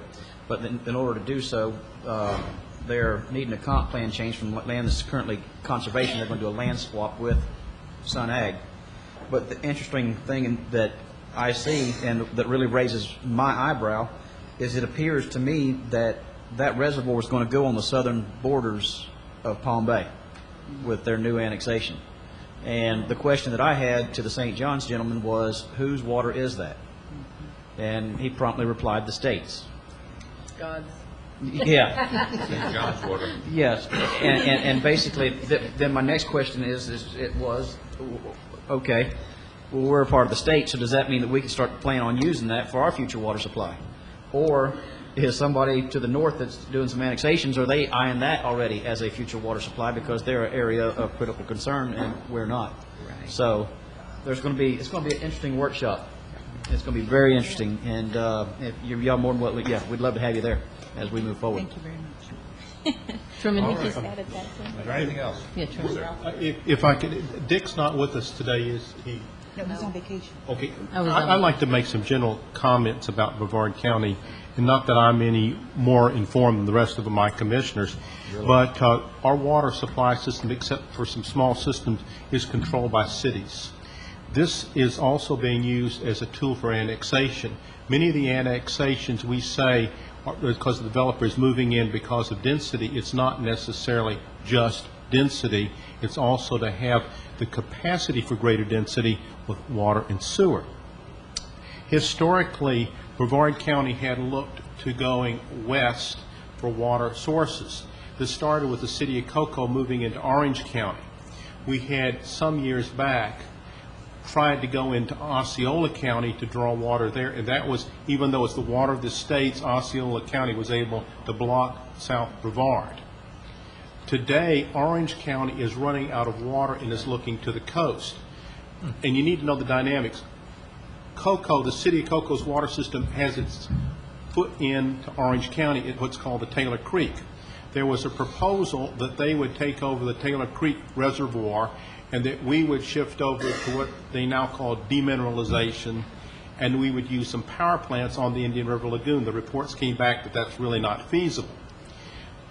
Titusville is running out of water at the far north end, and it is running up just to the Volusia County line, and actually Volusia County believes will be drawing from what would be their aquifer.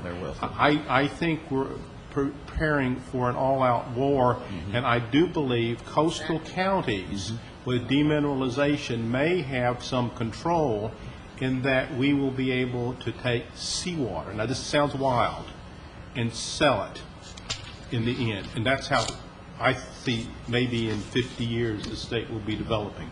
We got plenty of that. There's plenty of ocean out there. Well, and that's one of the options that we're going to be exploring is we've got our current method of a straw in the ground, and then the desal or demineralization, and then, of course, the surface water. Yes, sir. And Do keep in mind that with permitting for any wells, whether it's a municipal or a countywide system, there has to go through a process of review in terms of are you impacting your neighbor, so to speak. Irrespective of whether you're a municipal system or a county system, if you're impacting your neighbor, you have to be in a position to be able to justify that and work with that process. In our particular case, as probably yourself, the neighbor is not necessarily who you think it is. It's also the agricultural industry. So we've got to work together with that in that sense. So as Commissioner Davis said, you know, what we've got on the table, nothing is bound in terms of what our future looks like. But it's kind of one of those processes. We don't want to be Orange County. Orange County is clearly the center part of the state, as with Tampa, St. Pete, has run into a problem. They've already seen the Godzilla come out of Tokyo Bay, so to speak, like that. Oh, well said. The county is in the process of doing a new water system down in South County, correct? Yes, ma'am. I don't know if, how. Further what- south than Palm Bay?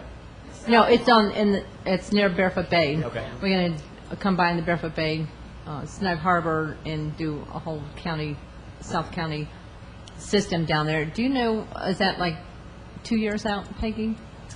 Distribution or? Yes, distribution. I can't I tell don't you, know. but I I don't can get know. the information to Yeah. Ms. It's going to have Ms. to be, Wilson. well, it's going to have to be more than what we have right now, because we don't have the capacity to provide the water. What worries me is just like everything else political in this world, whatever jurisdictions have the best political connections are going to be the ones deemed with the most need. And that's where it's going to go. And I think just like with St. John's or with any of these districts, I mean, depending on where the hearts are, these people who serve on those boards that happen to be appointed instead of elected are going to be deciding where that water's going. And we aren't in a good position here with representation in our county. Well, as a matter of fact, on the very subject, didn't we were going to do up a resolution to request that the St. John's and all those entities be elected, their board members be elected rather than appointed? I mean, they raised everybody's property taxes without blinking an eye. Right. If I For could, sure. I'm sorry, Commissioner Bolts, I just wanted to clarify that much of the expansion that we're doing in Barefoot Bay is related to water quality. Yes. And it's really an expansion of our plant. It's not so much a water quantity It's issue. not a capacity increase. Correct. So I just want to clarify that we're not necessarily sticking our straw in the...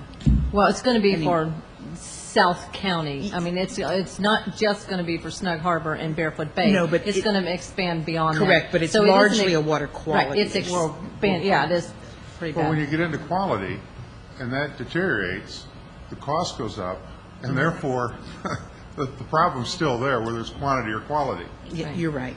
No, Did I I think see- she was addressing our concerns about the drawing out of the aquifer and how that would show. If I could Right. answer that, though, in the Palm Bay area, I mean, in the Barefoot Bay area and in that area, that plant is something, it's just a deteriorated situation in the beginning that needed to have something done to it. So they've been fighting that for some time.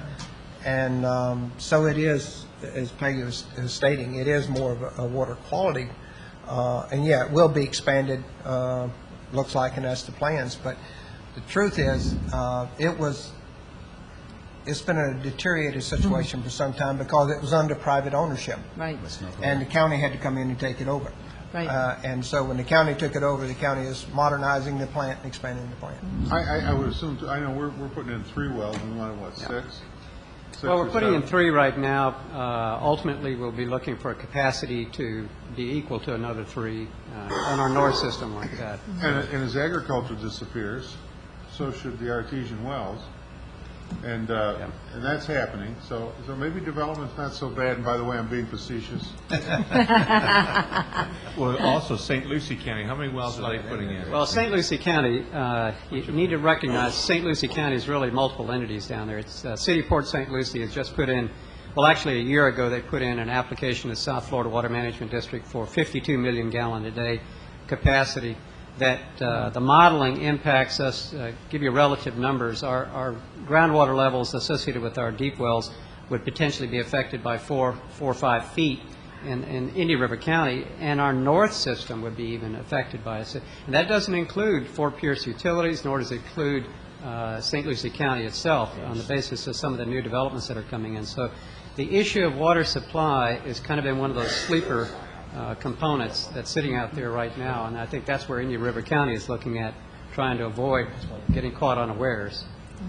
Did I see Margaret Engel from St. John's? I see Marguerite. Is she not here? I was wondering if she might be here. I thought I saw her. No? Okay. Mackenzie, they're about the same. Oh, okay. I'd also don't want for folks to, in regards to the plant, when it goes to in regards to the quality of the water, but not the expansion, because that's something that would have to be determined by the Board of County Commissioners, and we don't have the dollars to do that. That's millions and millions and millions of dollars to be able to do that, and I know that I have no intentions of competing with Palm Bay when they're going to be trying to put those kind of dollars, because that's a totally different business if we want to be in the water business, and we don't have the dollars to do that. So the kind of expansion that's going on over there is really to focus on the fact that it used to be privately owned, and now the county had to take it over and just to improve the quality of that water. But that's a totally different animal when you're talking about actually expanding for South Brevard. That is not the case at all. We're expanding just for that particular area, and not certainly west clear on and that. north We're not and all that.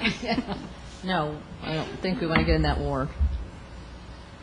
Okay, anything further on the water, or anything? Yep. We have one more item. What? I'm sorry? I have no clue. But I can have somebody get back with you, okay? My aide, Trey's back there, he'll give you a card, and we'll look into it for you, okay? Okay, questions or comments from anyone? Well, I guess we need to say thank you. I mean, this is really nice of you to have us down here, and very, Well, you very informative. hosted us last time, so we're getting Thank even. you. Thank you. I'd like to thank our staff there, Wiley and his crew of high school Absolutely. students. Yeah. who are Oh, doing- high school students? There's high school Is students. that yes. right? Oh. Well, guys, you guys did a great job. I think they need a round of applause. And the Indian River County clerk staff, the young ladies, Leona and Athena, there, And we taking have the minutes. And we And have you have- Brevard County staff over here. And thank you, audience, for coming, and I'd like to say, I think it was very appropriate for Ralph being here. that was Thank very you, good. Ralph. That's That- Papa. Yeah, Yeah. that would, that. Papa. Thank you, I think. Yeah. Right. He's got more constituents up there than he has down here, I guess, so we'll let him he sit on that does. side this All right. time. Well, I Thanks, Ralph. appreciate not just everybody here, but the audience for sitting through 3 hours nearly of discussion. It's been a great meeting. Thank you all so much. We'll do it again next year. Truman, we need to make Volusia County. I only got 2 more minutes.